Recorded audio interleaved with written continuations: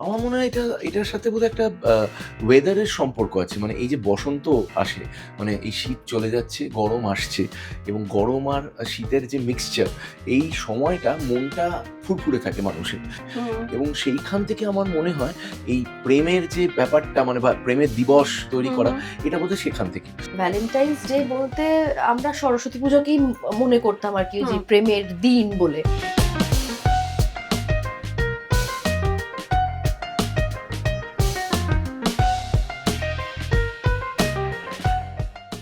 Bangla medium স্কুলগুলোতে বড় করে সরস্বতী পুজো হতো এবং অন্যান্য স্কুলের মেয়েরা বা ছেলেরা আসতো। ছেলেদের স্কুলে মেয়েরা যেত, মেয়েদের স্কুলে ছেলেরা আসতো। সেই লজিক থেকে আরকি ওই সরস্বতী পুজোটাকে মানুষ আরকি মানে আ বাঙালিরা বিশেষ বাঙালিরা করে। আরকি হ্যাঁ, বাঙালিরা বেশ বিশেষ করে এটাকে একটা প্রেমের দিবস হিসাবে মেনে নিয়েছে। ভালোবাসার দিন স্পেশাল বলতে কিছু নেই। কারণ তুমি যদি ভালোবাসার মানুষের সাথে থাকো, সেটা আমার মনে হয় everyday will be a Valentine's Day. Hmm. এখন আমাদের অনেক বছর হয়ে গেছে। তাই এখন মনে হয় যে একটা ভ্যালেন্টাইন হলে ভালোই হয় আরকি। আমার সোশ্যাল মিডিয়াতে এই আমার ম্যারেজ অ্যানিভার্সারি হয়েছে, এই আমরা পার্টি থ্রো করেছি, এই আমাদের এত বছর পূর্ণ করলাম এবং মানে ওই ক্ষণে, ক্ষণে যে দুজনের ছবি দিয়ে প্রমাণ করা যে আমরা কিন্তু একসাথে আছি, চিন্তা নেই। এই ব্যাপারটা এইটা প্রমাণ করার দরকার পড়ে না। অনেকদিন পর একদিন আমরা দুজনে একসাথে বেরিয়েছিলাম। সেটাও প্রায় ৬-৮ মাস পরেই। মানে সঙ্গে, সঙ্গে নয়। তাও পেছন, পেছন মা গেছিল। কার মা? ওর মা। হ্যাঁ, হুম। এখানে কি তুমিই সঙ্গে নিয়ে গেছিলে না মা এমনিই গেছিল? না, আমি নিয়ে গেছিলাম। কি আনরোমান্টিক বুঝতে পারছো তো?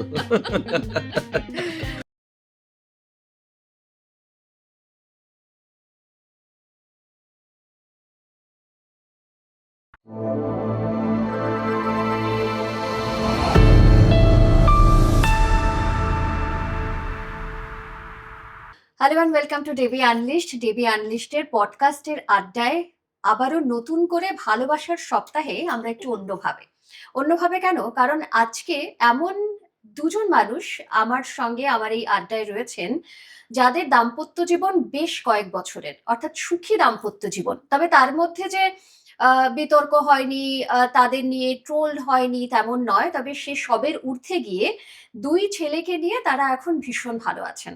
এবং তারা দুজনেই আমার খুব পছন্দের দুজন অভিনেতা। এমনই রয়েছেন আমাদের সঙ্গে ময়না এবং সম্রাট। ওয়েলকাম ডেবি আনলিশড এ।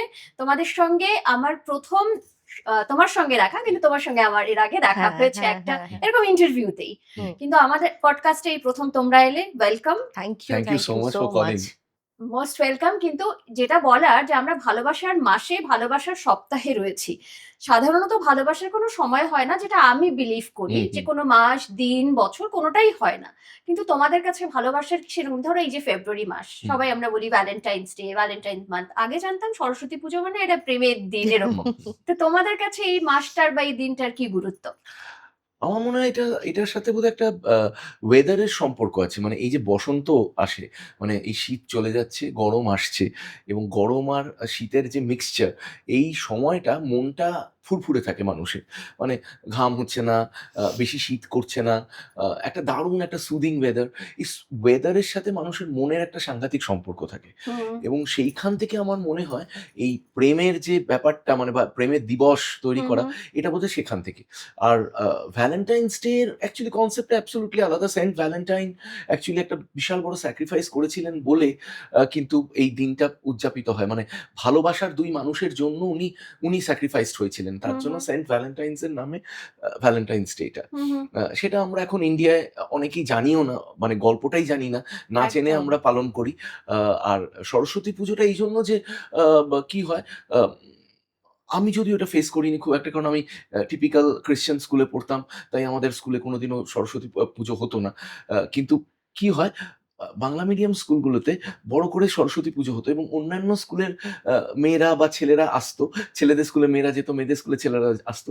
সেই লজিক থেকে আরকি ওই আ সরস্বতী পুজোটাকে মানুষ আরকি মানে আ বাঙালিরা বিশেষ করে। হ্যাঁ। বাঙালিরা বেশ বিশেষ করে এটাকে একটা প্রেমের দিবস হিসাবে মেনে নিয়েছে এবং মানে এই আর্চিস গ্যালারি হেন তেন আমাদের ছোটবেলায় 90s এর সময়। সেগুলো হারিয়ে গেছে হুম। এখন। হ্যাঁ, তাই কার্ড না? বানানো। হ্যাঁ, কার্ড হ্যাঁ। বানানো, ও কার্ড ওর লেখা, কার্ড হুম, দেওয়া। হুম, হুম। এক্সাক্টলি ওই আর্চিস গ্যালারি ফার্স্ট আরকি হুম, এই ব্যাপারটাকে পাবলিসাইজ করা শুরু করলো বা মানে প্রপাগেট করা শুরু করলো যে এই ভ্যালেন্টাইন্স ডে বলে একটা জিনিস আছে।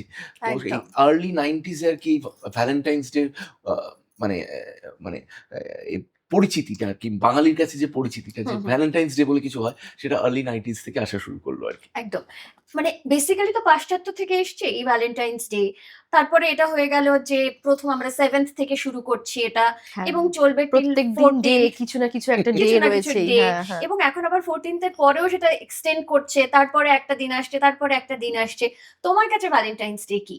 দেখো আমাদের ছোটবেলাটা হুম, ভ্যালেন্টাইন্স ডে বলতে আমরা সরস্বতী পুজোকেই মনে করতাম আরকি ওই যে হুম, প্রেমের দিন বলে। হুম, তো ভ্যালেন্টাইন্স ডে স্পেশাল হ্যাঁ, যত বড় হয়েছি, বয়স বেড়েছে, যত মানে এখনকার জেনারেশনদের সাথে মিশছি, তত না এর ইম্পর্টেন্সটা বুঝতে পারছি। তাদের কাছে সরস্বতী পুজোর থেকে ইম্পর্টেন্ট এখন কিন্তু ভ্যালেন্টাইন্স ডে। ঠিক। এবং কেন সরস্বতী পুজো একদিন পালন হচ্ছে। হুম, ভ্যালেন্টাইন্স ডে কিন্তু ১০ দিন ধরে পালিত হয়। ঠিক। তো সেইটা তাদের কাছে ছোট বয়সী ছেলেমেয়েদের কাছে না এটা ভীষণ এক্সাইটমেন্ট এর ব্যাপার। হুম, হুম।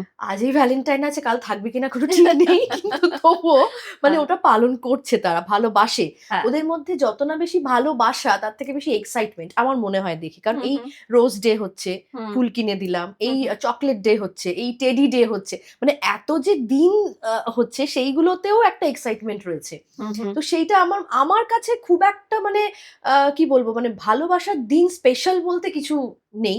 কারণ তুমি যদি ভালোবাসার মানুষের সাথে থাকো, সেটা আমার মনে হয় everyday will be a Valentine's Day. যদি সঠিক মানুষের সাথে ভালোবাসা তুমি কাটাতে পারো। হুম, হুম। এখন আমাদের অনেক বছর হয়ে গেছে।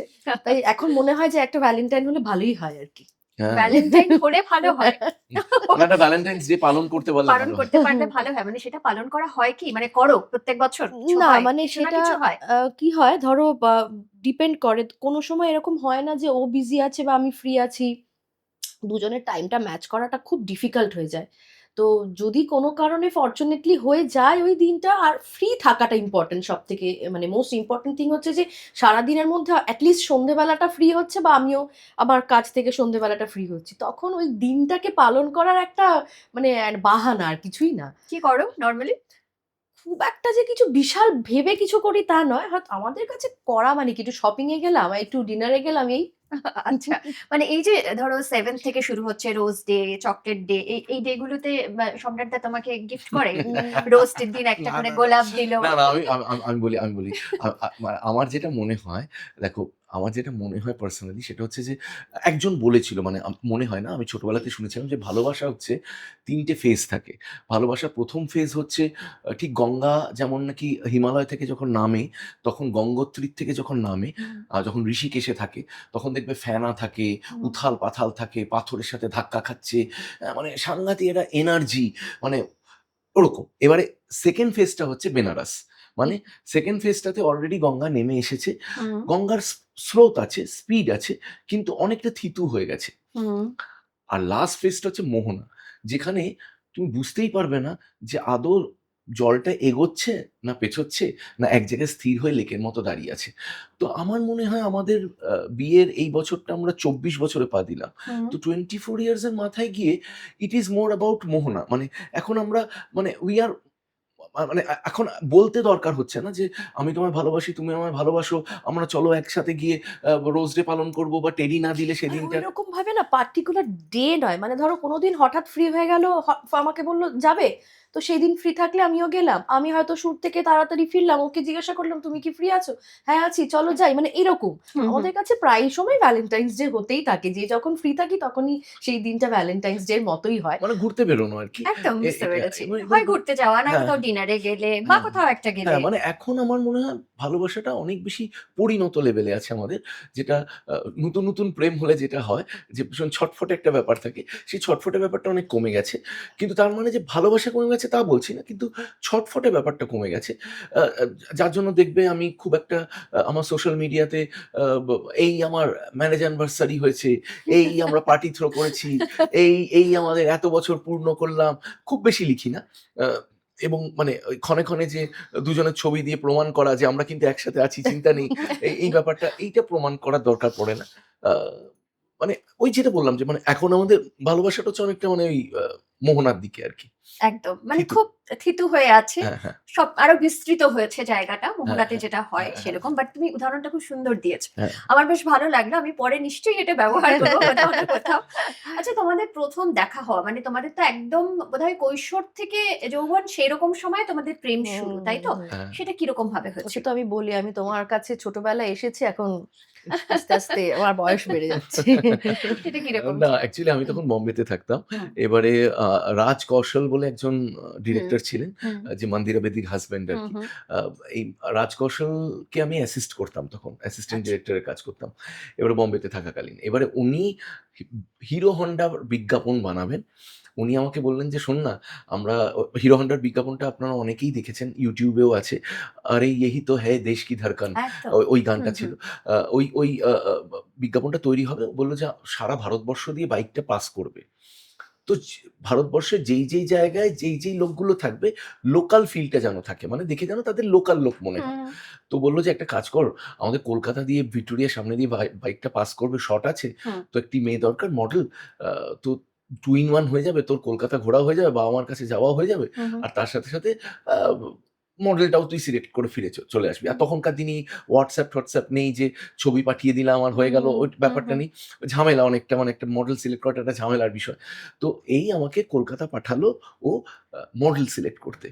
আমি টালিগঞ্জ পাড়ায় গেলাম, একজন প্রোডাকশন ম্যানেজারের সাথে যোগাযোগ করলাম। আমি বললাম যে এরকম একটি মেয়ে দরকার আরকি। এবং সেই দিনই NT1 স্টুডিওতে ওর শুটিং হচ্ছিল আম একটি সিরিয়ালের। আ তখন তুমি অলরেডি অভিনয় করছো। হ্যাঁ, জাস্ট আচ্ছা, ২ বছর হয়েছে আমি তখন কাজ শুরু করেছি আরকি। হুম, ওকে। হুম। তো এবারে এই হলো। এবার আমি গেলাম আ আ আ টেক আ NT1 স্টুডিওতে। গিয়ে আ প্রোডাকশন ম্যানেজার বললেন যে, "একটু ওয়েট করো। আ একটি মেয়ে আছে।" আমি বললাম, "একদম টিপিক্যাল বাঙালি দেখতে একটা মেয়ে দরকার আরকি।" তো ও বলল যে, "একটু ওয়েট কর। একটা টিপিক্যাল বাঙালি দেখতে একটা মেয়ে শুটিং করছে, পাশের ফ্লোরেই শুটিং করছে। তাকে আচ্ছা। ডেকে নিচ্ছি, লাঞ্চ ব্রেক হলেই ডেকে নিচ্ছি।" এই করে ও এলো, আমি দেখলাম। পছন্দ হলো কি? আমার মনে হলো যে একদম টিপিক্যাল। ও তখন ওই একটা ওই সাবেকি ক্যারেক্টারই করত হ্যাঁ, তুমি তখন। হ্যাঁ, হ্যাঁ, একটা হ্যাঁ। কি আচ্ছা, ওই রাজা আ মানে রানীর ধরন আরকি। আচ্ছা। পুরনো ওরকম একটা হ্যাঁ, চরিত্র হ্যাঁ। রাজমহল বলে একটা করছিলেন। কোনো রাজমহল বলে একটি সিরিয়াল সিরিয়াল হতো হতো। তখন। হুম, আ হুম। সেই সিরিয়ালটাতেও নায়িকার পার্টটা করত। তো এবারে ওই সিরিয়ালটাতে ওই সিরিয়ালটাতে আটপৌরে শাড়ি পরা হ্যাঁ, এই হ্যাঁ, আচ্ছা, ধরনের। আচ্ছা। হ্যাঁ। তো ওই সিরিয়ালটাতে ও ও ওর যেহেতু টিপিক্যাল বাঙালি মেয়ে সাজে ছিল, তাই আমার বুঝতে একদমই ১ মিনিটও লাগেনি। আমি বললাম যে, "এই মেয়েটিকে ডান করো।" এই করে ফাইনাল করলাম। ফাইনাল করে আমি রাজকে ফোন করে জানালাম, "তুমি নিশ্চিন্ত থাকো, একদম ঠিক লোককে সিলেক্ট করেছি।" ও বলল, "ঠিক আছে।" আ এই করে আমি মানে ওর সাথে আ আ বেসিক আলাপটা হলো, তো আমি ধরো বম্বে চলে গেলাম। ফেরত এলাম আবার শুটিং এর জন্য। এই শুটিং এর জন্য যখন ফেরত এলাম, তখন প্রপারলি আলাপটা হলো। যেদিন আমাদের পিয়ারলেস সিনে আমার মনে আছে মেকআপ হচ্ছিল। কারণ আমাদের শুটিংটা ঠিক জিপিওর সামনে ছিল। ট্রাম লাইনের উপরে ছিল। আচ্ছা। ১ম শটটা ট্রামে ছিল আরকি। হুম, হুম। মানে আমি ট্রামে আরকি আমি ওকে প্লিজ বলছি আর ও রেগে হুম, গিয়ে হুম, হুম। মুখটা ঘুরিয়ে নিচ্ছে। শটটা ও এরকম ছিল। বাইকে হুম, আসছে। হুম, আমি হুম, পাশে হুম। বাইকে ছিলাম আচ্ছা, আরকি। আচ্ছা। মানে ট্রাম লাইনের হ্যাঁ, পাশে যে হ্যাঁ। রাস্তা যেহেতু বাইকের ওইটায়। বিজ্ঞাপন, হ্যাঁ, যেহেতু বাইকের হ্যাঁ, বিজ্ঞাপন বাইকটা তো হ্যাঁ, রাখতেই হবে। হ্যাঁ। তো বাইকে আমি আর ও ট্রামের মধ্যে। আর হুম। আমি বাইক থেকে আমি প্লিজ বলছি আর ও রাগ করে মুখটা ঘুরিয়ে নিচ্ছে। এই ছিল শটটা। তো যা হয় বিজ্ঞাপনের কাজ তো আর ওরকম হিরো হন্ডার মতো বড় মানে প্রোডাক্টের হুম। বিজ্ঞাপন, ব্র্যান্ডের বিজ্ঞাপন এলাহি করে হচ্ছে শুটিংটা। তোর সাথে ফার্স্ট দেখা হলো ভোর ৪ টের সময়। আমি তো চমকে গেলাম যে ভোর ৪ টের সময় মেকআপ-টেকআপ করে রেডি। ভাবলাম এ আবার কিরকম লোক? মানে এত পাংচুয়াল, মানে খুব হ্যাঁ, ভালো, হ্যাঁ। খুব ইমপ্রেসড হলাম। ১ম দেখাতেই ইমপ্রেসড হলাম যে একজন আর্টিস্ট যে ভোর ৪ টের সময় অলরেডি মেকআপ কমপ্লিট হয়ে গেছে যার। তার মানে শি ইস আ মানে সিরিয়াস ক্যান্ডিডেট হুম, আরকি, হুম, এরকম। হুম। তো এই হলো। তারপরে আমাকে বেশ ভালো লাগলো। ১ম দিন ওকে যখন নাকি শাড়িতে দেখলাম, লম্বা চুল এটাতে দেখলাম। তো খুব ভালো লাগলো আরকি। মাথায় একটা বড় টিপ ছিল। ওই দুর্গা মার্কা হুম, একটা হুম, আ হুম। ওই লাল পাড় সাদা শাড়ি যেটা হয় হুম, না হুম, টিপিক্যাল হুম, হুম। হুম, মানে যেটা বাঙালি লুক বাঙালিদের আরকি লুক। একদম। হ্যাঁ। হ্যাঁ, হ্যাঁ। বাঙালিদের টিপিক্যাল লুক। হুম। সেটাতে দেখলাম এবং ভীষণ ভালো লাগলো। আ ১ম দিনটাতেই ওকে খুব ভালো লেগেছিল। তারপরে ওর ফোন নাম্বার-টোন নাম্বার নিলাম। তারপরে তো আমি আবার বম্বে চলে গেলাম। তো বোম্বে যাওয়ার আগে একবার বলেছিলাম যে, "ডিনারে একসাথে যাওয়া যেতে পারে কি?" আচ্ছা, একদমই পাত্তা দিল না। না প্রথমেই বলে রিজেকশন। হ্যাঁ, ১ম এই না বলে দিল। তো আমি একটু অবাকই হয়েছিলাম। জেনারেলি কেউ আমাকে না বলে না। তো আচ্ছা। এবার তখন তো না তখন বলতাম। জানতাম না যে কাদের অফার করেছে, কারা না বলেনি। তাহলে তো একেবারেই না করে দিতাম। তো ওকে, তো মানে কথাটার মধ্যেই কিন্তু লুকিয়ে আছে। হ্যাঁ, জেনারেলি হ্যাঁ, না করে জেনারেলি না, কেউ না তুমি করে না। করেছো। জেনারেলি কেউ আমাকে না করে না। হুম। তো কিন্তু ও আরকি না করে দিল। তো আমি একটু চমকে গেলাম যে মানে আ বাবারে! কে রে ভাই? না করে দিচ্ছে। আ তো তখন আমি বোম্বেতে থাকি, যা হয় বোম্বেতে সমস্ত বড় মডেলরাই আমার পরিচিত হুম। এবং বহু অভিনেতা-অভিনেত্রীরাও আমার পরিচিত। মানে তাদের সাথে ওঠা-বসা করি। এখন এই কলকাতার একটি মেয়ে অভিনেত্রী, সে ফট করে না বলে দিল, খুব প্রেস্টিজও লেগেছে আরকি। তো এই তারপরে বোম্বেতে গিয়ে আরকি কন্টিনিউয়াসলি লাইন মারতে থাকলাম আরকি। মানে আচ্ছা। এসএমএস এর দ্বারা, তখন তো এসএমএস, তখন WhatsApp আসেনি। তখন এসএমএস এর দ্বারা লাইন মারতে থাকলাম এবং তখন এসএমএস এরও অনেক দাম। মানে একটা এসএমএস করতে অনেক টাকা লাগতো আরকি। আর ফোন করতে ইনকামিং, আউটগোয়িং হুম, কলেরও দুটোতেই। প্রচুর দুটোতেই হ্যাঁ। খরচা। তো এরকম তো তার মধ্যে ওই বুকে পাথর রেখে আরকি টাকা পয়সা ম্যানেজ করে আরকি তবুও ফোন-টোন করতাম, এই করতাম। তারপরে পুজোর সময় আমি এলাম কলকাতায়। সেই সময় এসে ওর সাথে প্রপারলি কথাবার্তা, প্রপারলি যা হয় কলকাতা টু কলকাতা, হুম, তখন তো আর ট্রাঙ্ক কলের মানে হুম, হুম, এসটিডি চার্জেস হুম, লাগছে না। তো এখনের ছেলেমেয়েরা তো জানবেই না এসটিডি কাকে বলে আরকি। একদম। তো এখন তো সব ইজি হয়ে হুম, হ্যাঁ, গেছে। ইজি হয়ে গেছে। না এখন তাই জন্য প্রেমটা কঠিন হয়ে গেছে, বাকিটা ইজি হয়ে গেছে। আমাদের সময় প্রেমটা ইজি ছিল, বাকিটা কঠিন ছিল। তাই জন্য হয়তো আ লোকেদের আগেকার দিনে মানে সম্পর্ক বেশি টিকতো আরকি। এটা এখন এই যে মানে এখনের যুগে যেটা দেখছি লেফট, রাইট অ্যান্ড সেন্টার, মানে ভাঙন ধরাটা ভীষণ একটা কমন জিনিস হয়ে দাঁড়িয়েছে। সেটা মানে এবং মানে আমি সবসময় বিশ্বাস করি যে মানে আ ভাঙন ধরাটা আ খুব সহজ হওয়া উচিত নয়। মানে এটা মানে একটা মানে হয় না মানে শরীর এবং মন দুটোর উপরই ভীষণ প্রভাব পড়ে। এইজন্য মানে যতদিন জিনিসটাকে ম্যানেজ করে রাখা যায়, একে অপরকে সহ্য করে থাকা যায়, একে অপরের ভুলগুলো সহ্য করে নেওয়া যায় বা একে অপরকে ক্ষমা করা যায় ততই ভালো আরকি। তো এটা একটা ভালোবাসার দিক। হুম, হুম, হুম। হ্যাঁ, তাই হ্যাঁ, না? ভীষণভাবে।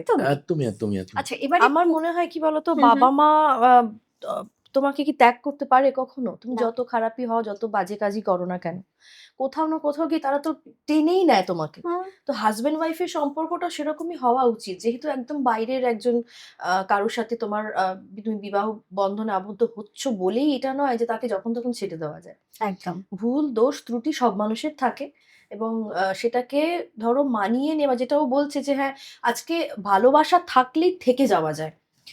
আমি ধরো এরকম হচ্ছে তো যে বহু বছর বিবাহিত জীবন, তারপরেও লোক ছেড়ে যাচ্ছে। কোথাও গিয়ে না একটা ছোট ফাঁক নিশ্চয়ই থেকেছে কখনো না কখনো। হুম, হুম। যার জন্যে মানে ২০ বছর ২২ বছর পরে যদি কেউ কাউকে ছাড়তে পারে, তার মানে এই ২০ টা বছর কিভাবে কেটেছে? মানে কোথাও একটু ফাঁক থেকেছে বোধহয়। এটা আমার মনে একদম। হয়। সে তো ডেফিনিটলি থেকেছে। এ বিষয়ে আসবো, কথা বলব। তবে পুজোর সময় আমরা চলে আসি। মুম্বাই থেকে তুমি ফিরলে, তারপর তোমার সঙ্গে দেখা।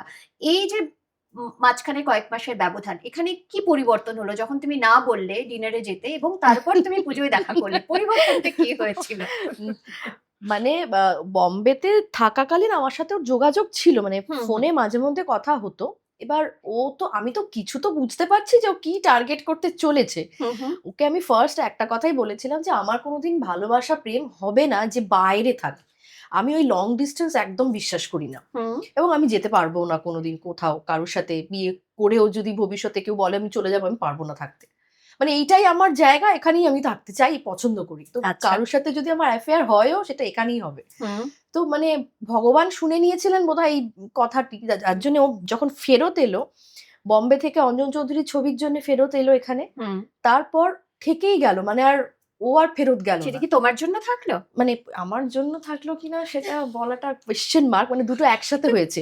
আচ্ছা। ছবিটাও হয়েছে এবং আমার সাথেও ওর সম্পর্ক তখন সবে মানে জাস্ট শুরু। হুম, হুম, তো হয় না, মানে কোনো একটা টান তো থাকবে। হুম, তো সেই কারণে থেকে গেল এবং সেই সময় প্রচুর ছবির কাজও ওর হাতে ছিল।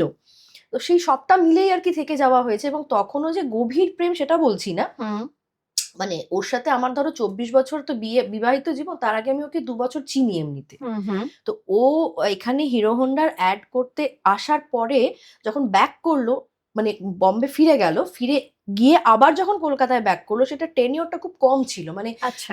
কত ৫-৬ মাসের মধ্যেই বোধহয় হুম, হুম। ফেরত এসেছিল। হুম, হুম।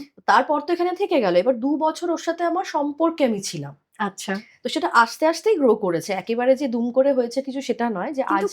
এই যে ধরো কথা বলা, প্রথমে লং ডিস্টেন্সে কথা বলছো, হুম। তারপরে এলো দেখা হলো, তখন একটা পছন্দ ছিল তোমার যে ভালো এবার ধরো লাগছে কোথাও তো একটা। কথা শুনেই বুঝতে পারছো বেশ ভালোই বলতে পারে। এবং সেটা চিরকালই।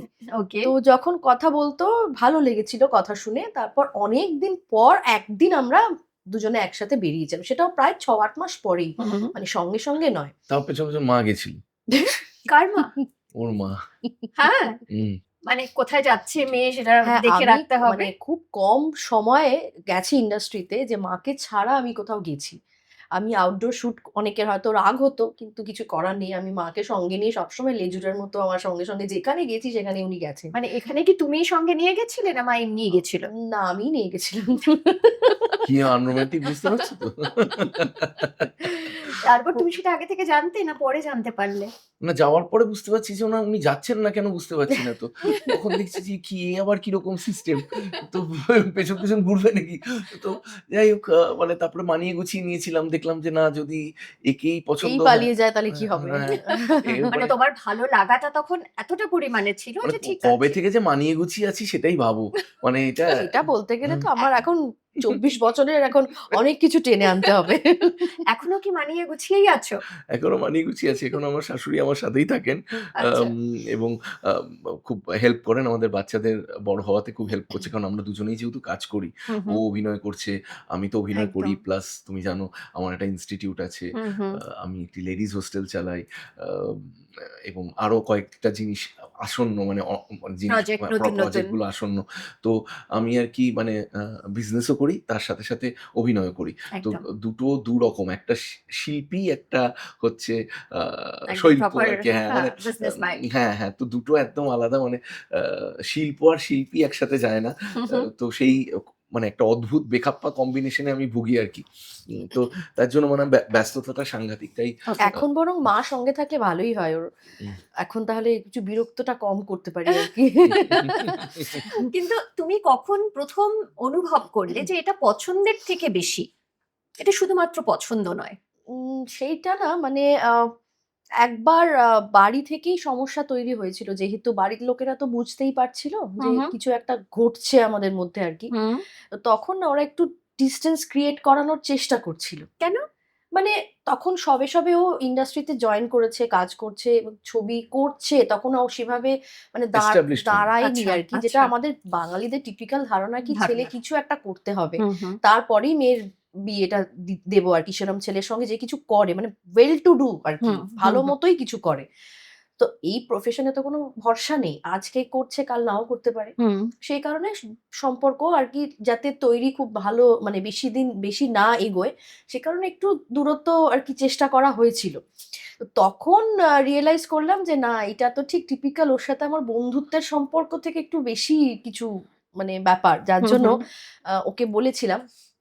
তারপরে ও একটা আ রিয়ালাইজ করেছিল যে না, এটা মানে ওর তো ধরো আ বহু ছোট বয়স থেকে মডেলিং-টডেলিং করছে।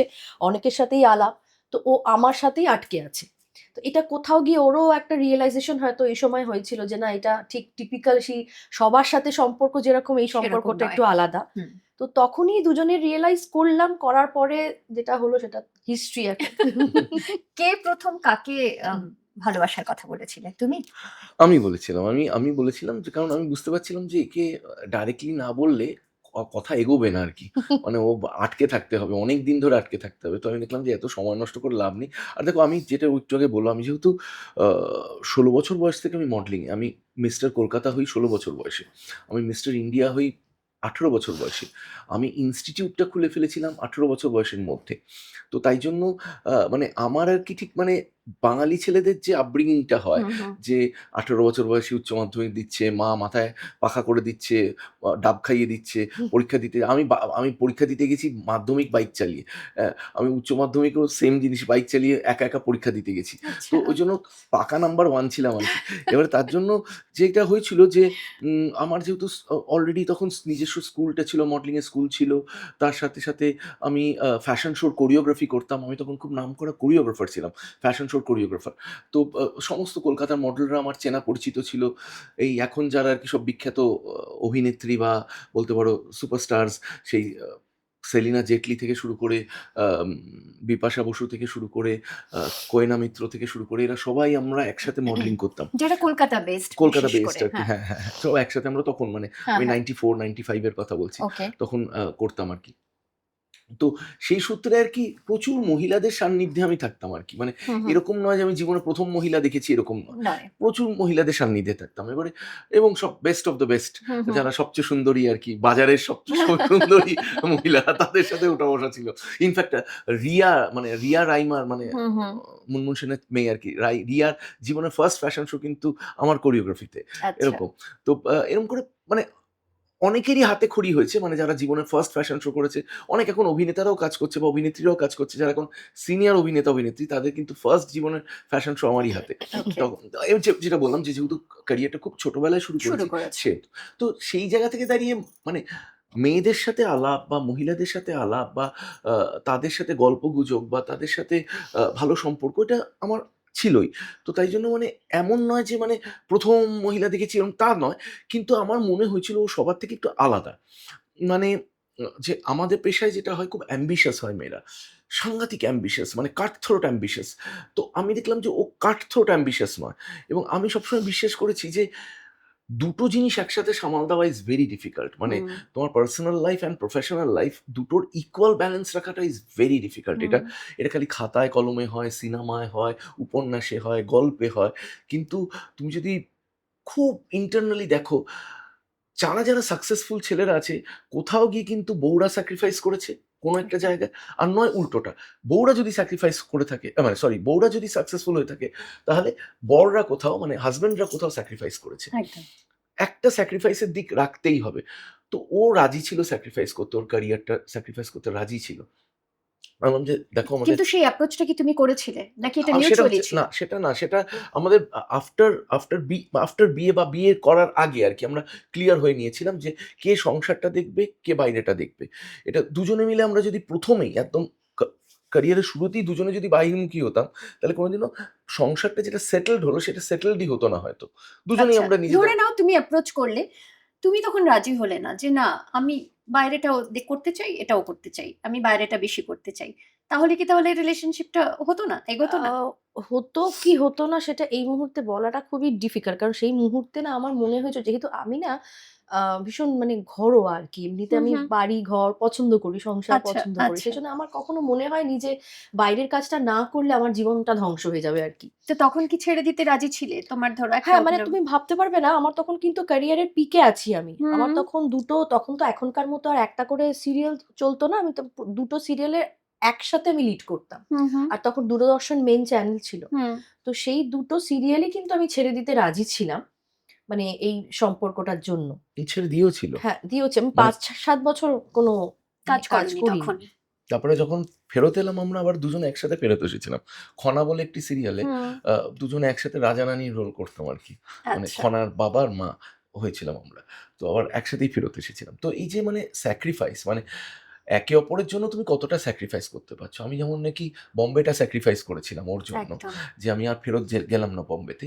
ঠিক তেমনই ওর ক্যারিয়ারটা স্যাক্রিফাইস করেছিল আমার জন্য। তো আমার মনে হয় যে এই যে আন্ডারস্ট্যান্ডিংটা একে অপরের প্রতি তোমার সেটা স্যাক্রিফাইস হোক, ও যেটা একটু আগে বলছিলাম যে একে অপরের ভুলকে ক্ষমা করে দেওয়া, হুম, হুম। একে অপরের প্রতি যে অন্যায় করছি আমরা সেইগুলোকে ক্ষমা করে দেওয়া।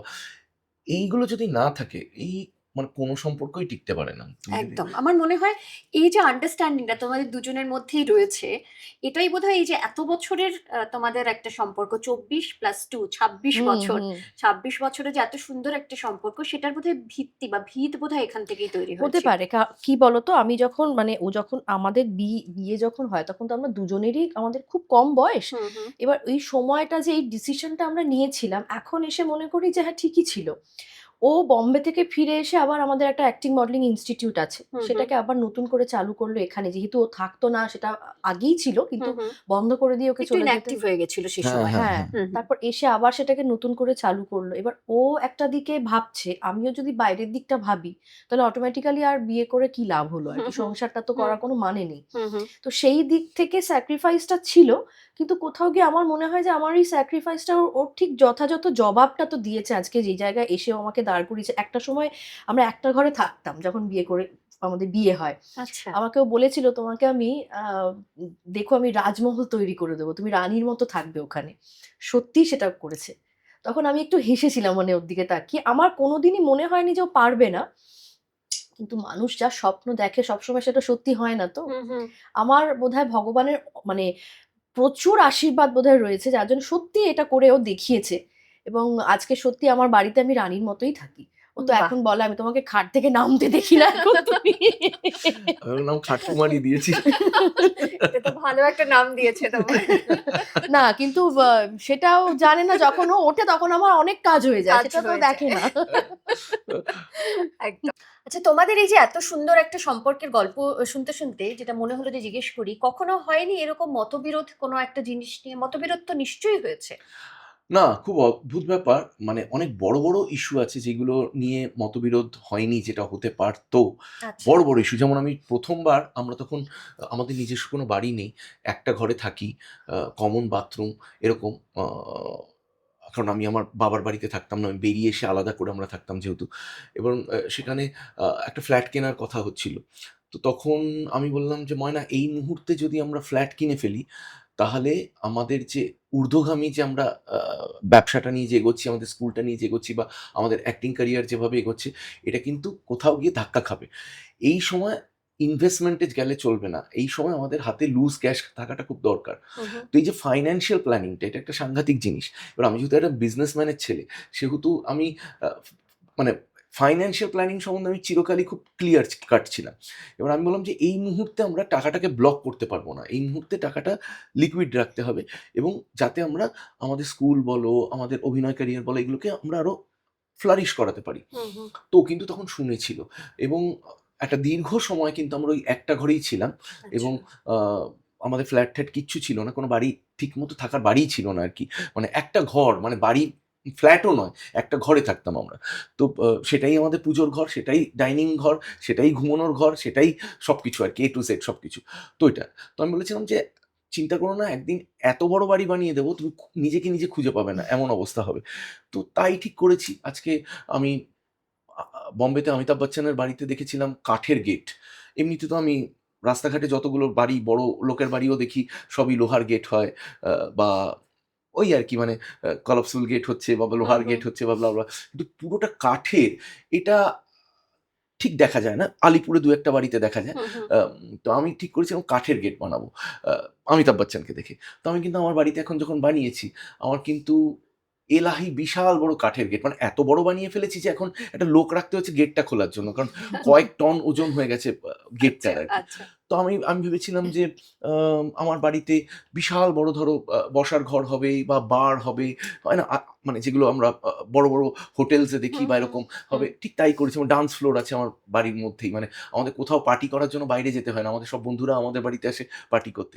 তো মানে এই যে ধরো, মানে ওকে যে আমি বলেছি যে, "তুমি এখন ফ্ল্যাটটা কিনো না" এবং ও যে শুনেছে, এটা কিন্তু মতবিরোধ হয়নি। এর একদম। থেকেও বড়, বড় ঘটনা ঘটেছে, ধরো অনেকেই জানে, আমরা বাচ্চা নিইনি কিন্তু। হুম, আমরা হুম। আমরা কিন্তু দীর্ঘ সময় আমি বলেছি, দেখো, বাচ্চা আসা মানে রেসপনসিবিলিটি, রেসপনসিবিলিটি আসা মানে পিছুটান, পিছুটান মানে তোমার এনগেজমেন্ট, এনগেজমেন্ট মানে তুমি মেইন যে জিনিসগুলোতে ফোকাস করতে চাইছো সেগুলো করতে পারবে না। তো ওয়েট ফর দ্য চাইল্ড, তাড়াহুড়ো করো না। বাচ্চা পয়দা করাটা কোনো ক্রিয়েটিভ কাজ নয়, কোনো ইন্টেলিজেন্স এর কাজ নয়, কোনো তিসমার্খার কাজ নয়। যে কেউ যেকোনো মোমেন্টে বাচ্চা পয়দা করতে পারে। কোয়েশ্চেন হচ্ছে, তুমি বাচ্চাটাকে বড় কি করে করছো? তাকে কি সব অ্যামেনিটিস দিতে পারছো? সব ফেসিলিটিস দিতে পারছো? তাকে কি সেই সব সুখ, সেই আনন্দ, সেই আরাম, সেই এডুকেশন, সেই সব জায়গা পৃথিবী দেখাতে পারছো? সেইটা হচ্ছে ইম্পোর্টেন্ট। যেটা আমার বাবা-মা পারেনি। আমার বাবা-মা যদিও আমাকে অনেক কিছু করিয়েছে। আমার বাবা-মা কোনোভাবেই আমাকে কোনো আ খামতি রাখেনি। কিন্তু আমি বলতে চাই, যেগুলো পারেনি সেগুলোও যাতে আমরা পারি। একদম। হ্যাঁ? তো তার জন্য ওয়েট করো। তাড়াহুড়ো করো না। ও কিন্তু আমার কথা শুনেছে। আমরা আমাদের বিয়ে হয়ে গেছে ২৪ বছর। আমাদের ছেলেদের বয়স ৭ বছর। তার মানে বুঝতেই পারছো কত বছর আমরা অপেক্ষা করেছি। ১৬ বছর পর। ১৬ বছর অপেক্ষা করে তারপরে কিন্তু গেছি। এবার যেকোনো মেয়ে কিন্তু এটা নিয়ে কাইমাই, কাইমাই করত যে, হুম, "না, হুম। এটা তো বড্ড দেরি হয়ে যাচ্ছে। এ কি হবে? ও কি হবে? সে কি হবে?" এসব। কিন্তু she never uttered a word. সে কিন্তু আমার কথা শুনেছে এবং কথা শুনে ওয়েট করেছে, অপেক্ষা করেছে। আমি বলেছি, "দেখো, একটা দিন আসবে যখন আমরা বাচ্চাদের uh we can give them a beautiful life, দারুণ মানে একটা জীবন দিতে পারি। তো শুনেছে। আমার বক্তব্য হচ্ছে আমাদের যেটা প্লাস পয়েন্ট হচ্ছে কোনোদিনই কোনো মতবিরোধ হয়নি। আমি যখনই যা বলেছি, ধরো আমি কোনো একটা প্রপার্টি কিনবো। আমার হাতে টাকাটা হয়তো একটু শর্ট পড়ছে। ও কিন্তু নিজের ফিক্সড ডিপোজিট ভেঙে কিন্তু সেটা সাহায্য করেছে। তো এই যে ধরো আমার বিশ্বাসে বিশ্বাস রাখা, এটা কিন্তু একটা খুব ইম্পোর্টেন্ট জিনিস। মানে এটা আমার বলে ওর বলে নয়। আমি বলছি যে মানে এখন অনেক হাসব্যান্ড ওয়াইফরাই নিশ্চয়ই দেখছেন আমাদের এই পডকাস্টটা। আমি সবসময় বলব যে একে অপরের বিশ্বাসে বিশ্বাস রাখা এটা খুব ইম্পোর্টেন্ট। মানে আমি যেই জিনিসগুলোতে বিশ্বাস রেখেছি ও কিন্তু সেইগুলোতে বিশ্বাস রেখেছে। যে এটা যখন সম্রাট বলছে তার মানে এটা ওয়ার্ক করবে। এটা একদম সেইগুলো কিন্তু এবং তাই হয়েছে কিন্তু ওয়ার্ক করেছে। করেছে। এবং এমনি একটু যদি ভাইস ভার্সা হয়, ধরো তুমি এরকম বেশ কিছু সিদ্ধান্তের কথা বলেছো, যেটা সম্রাটদা মনে করেছে যে হ্যাঁ এগুলো এটাই করা উচিত, এটাই তোমাকে সাপোর্ট করব, এরকমও নিশ্চয়ই প্রচুর ইনসিডেন্ট দেখো রয়েছে। হয়েছে মানে একদম শুরুর জীবন থেকে যখন ও আমাদের এই স্ট্রাগলিং পিরিয়ডটাতে যখন একের পর এক ও নতুন কিছু করার চেষ্টা করছে এবং সেখানে যখন আমি ওকে সাপোর্ট করছি, ওর মধ্যে না একটা অদ্ভুত জেদ, একটা অদ্ভুত কিছু করব এবং সেটাকে সাকসেসফুলি করব, সেটা আমি ওর অনেক কম বয়স থেকেই দেখছি। যার জন্য ওর উপরে আমি আমার সিদ্ধান্ত কখনো চাপাইনি। আমি একটা জিনিস বিশ্বাস করেছিলাম যে ও যেটা বলছে, জানি না এটা কোথা থেকে বিশ্বাসটা আমার মানে ওর প্রতি এসছে, ওই সেটা আজও রয়েছে, কিন্তু আমি আজও জানি যে ও যদি নতুন কোনো কাজ হাত দেয় সেই কাজটাকে ও কিন্তু সাকসেসফুল হবেই। বাহ। এবং আজ তো তুমি বলতে পারো এত বছর হয়ে গেছে সেই হুম, কারণে হুম। তোমার বিশ্বাস জন্মে গেছে, কিন্তু শুরুতে তো সেটা ছিল না। হুম হুম আমি যখন ওর সাথে বিয়ে করি তখন তো ওরও অ্যাজ সাচ কোনো সেরকম রোজগার নেই, আমিও তখন সব ক্যারিয়ার ছেড়ে দিয়ে হুম একদম একটা নতুন জীবনে ঝাঁপিয়ে পড়েছিলাম, হুম যেখানে কোনো আইডিয়া নেই যে বিয়ে করলে কি করা উচিত, মানে সংসারটা কাকে বলে আর কি। তো তখন থেকে বিশ্বাস করতে করতে এসেছি যেহেতু, আমাকে কোনোদিন মনে হয়নি যে আমার কোনো নিজের ডিসিশন আমাকে চাপাতে হবে ওর ওপরে। কারণ ও যেটা করেছে ঠিকই করেছে এবং ভালো করেছে এবং তাতে আমাদের ভালোই হয়েছে, কখনো আমাদের এরকম মনে হয়নি যে এই তোমার ভুল ডিসিশনের জন্য আমাদের এই এই খারাপ দিনটা দেখতে হচ্ছে বা কিছু। হুম হুম তো সেই কারণে আমার ডিসিশন ওর উপরে চাপিয়ে দেওয়ার আমার আমার মনে হয়নি কোনোদিনও যে একদম। কিছু একটা বলি তুমি এটা করতে চাইছো না, এটা করো না, এটা না করে আমার ইচ্ছেটা পূরণ করো। আমার ইচ্ছে তো করছেই, মানে বুঝতে পারছেও এবং করছেই। তো আলাদা করে কিছু চাপিয়ে দেওয়ার মতো এখনো অব্দি আসেনি। তবে হ্যাঁ, নিশ্চয়ই এখনো রয়েছি যখন সব সুদে আসলে নেব। কখনো না কখনো একসাথে। মানে যখন জীবনের তো একটা লো ফেজ থাকে, সকলের যে সমান যায় তা নয়, সেই সময় তোমরা দুজনেই দুজনকে খুব পাশে পেয়েছো এবং একে অপরকে সাপোর্ট করেছো, যার জন্য এত একটা স্ট্রং রিলেশনশিপ এসে দাঁড়িয়েছে। এই যে সম্পর্ক তোমাদের দুজনকে কি শিখিয়েছে, তোমাদের নিজেদের যে সম্পর্ক সেখানে কি শিখেছো? কি শিখেছো তুমি আমার থেকে?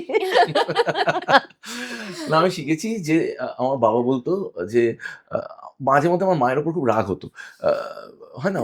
বাবাকে একটু ডমিনেট করতো বলে। এবারে আমি মাঝে মধ্যে মনে হতো বাবাকে বলতাম, "তুমি বলে দিতে পারছো না মাকে এটা? ওটা করে দিতে পারছো না?" বাবা বলতো, "সংসার অতি বিষম বস্তু। সংসার করলে তখন তুমি বুঝবে যে অনেক কথা আছে যেটা বললে বলেই দেওয়া যায়। কিন্তু সেটা না বললে সংসারে শান্তি বজায় থাকবে। এবং সংসারে শান্তি বজায় রাখতে গেলে অনেক জিনিস আছে যেটা তোমার ব্যক্তিত্বের ঊর্ধ্বে গিয়ে বা বাইরে গিয়ে করতে হবে। তোমার ব্যক্তিত্ব হয়তো বারণ করছে এটা করতে বা বলছে যে এটা বলে দাও এখন। তার বাইরে গিয়ে করতে হবে।" তখন বাবাকে ভেবেছিলাম ভীতু। কিন্তু নিজের যখন এখন আ ২৪ বছরের ম্যারিড লাইফ হয়েছে, তখন আমি বুঝতে পারছি যে বাবা একেবারে কারেক্ট ছিল। যে অনেক জিনিস আছে যেটা ধরো তুমি বলে দিতে ইচ্ছা করছে। এক্ষুনি একটা একটা বকা দিতে ইচ্ছা করছে বা কোনো একটা জিনিস পছন্দ হচ্ছে না, এক্ষুনি বলে দিতে ইচ্ছা করছে। সেটা অনেক সময় কন্ট্রোল করতে হয়। তো ধৈর্যটা শিখেছি ডেফিনিটলি। সংসার করতে গেলে বা একটা সম্পর্ক টিকিয়ে রাখতে গেলে ধৈর্যের প্রয়োজন। দ্বিতীয় হচ্ছে যে আ আ belongingness, মানে আমি তাকে ছাড়া পারব না। একটা মানুষকে ছাড়া পারব না। আমি যখন চোখ বন্ধ করে ভাবছি যে ওকে ছাড়া কি পেরে যাব? ধরো রাগ হচ্ছে। মনে হচ্ছে কতবার যে আমাদের মধ্যে মানে মৌখিক ডিভোর্স হয়েছে তার কোনো ঠিক নেই। তোমাকে আর এই বাড়িতে আসতে হবে না। তুমি অন্য জায়গায় থাকো। আমিও আমার জীবন বেছে নিচ্ছি। ও বাবা! তারপরে দেখি পরের দিন সকালবেলা একসাথেই তো আছি। এরকম বহু হয়েছে। তো তখন ভেবেছিলাম একবার যে না দেখি তো একটু চেষ্টা করে সকালবেলা ঘুম থেকে উঠেও যাতে ওকে না দেখতে হয়। তো আমার মনে হয়েছে যে সেটা বোধহয় সম্ভব নয়। কারণ ও যখন কাজের সূত্রে বাইরে যায়, আমাদের শিলিগুড়িতে একটা ইনস্টিটিউট আছে। সেখানে ও যখন যায় তখন ২ দিন মতো থাকে না। হুম হুম তো সেই সময়টা না বাড়িটা সত্যিই ফাঁকা লাগে। তো তখন মনে হয়েছে দুদিনে যদি ফাঁকা লাগে, আর আমি তো জানিও ফেরত আসবে, যদি সত্যি একদম। সত্যি এরকম কোনোদিন হয় যখন আসবে না, সেটা বোধহয় একটু ডিফিকাল্ট হবে। একটু না অনেকটা ডিফিকাল্ট হবে।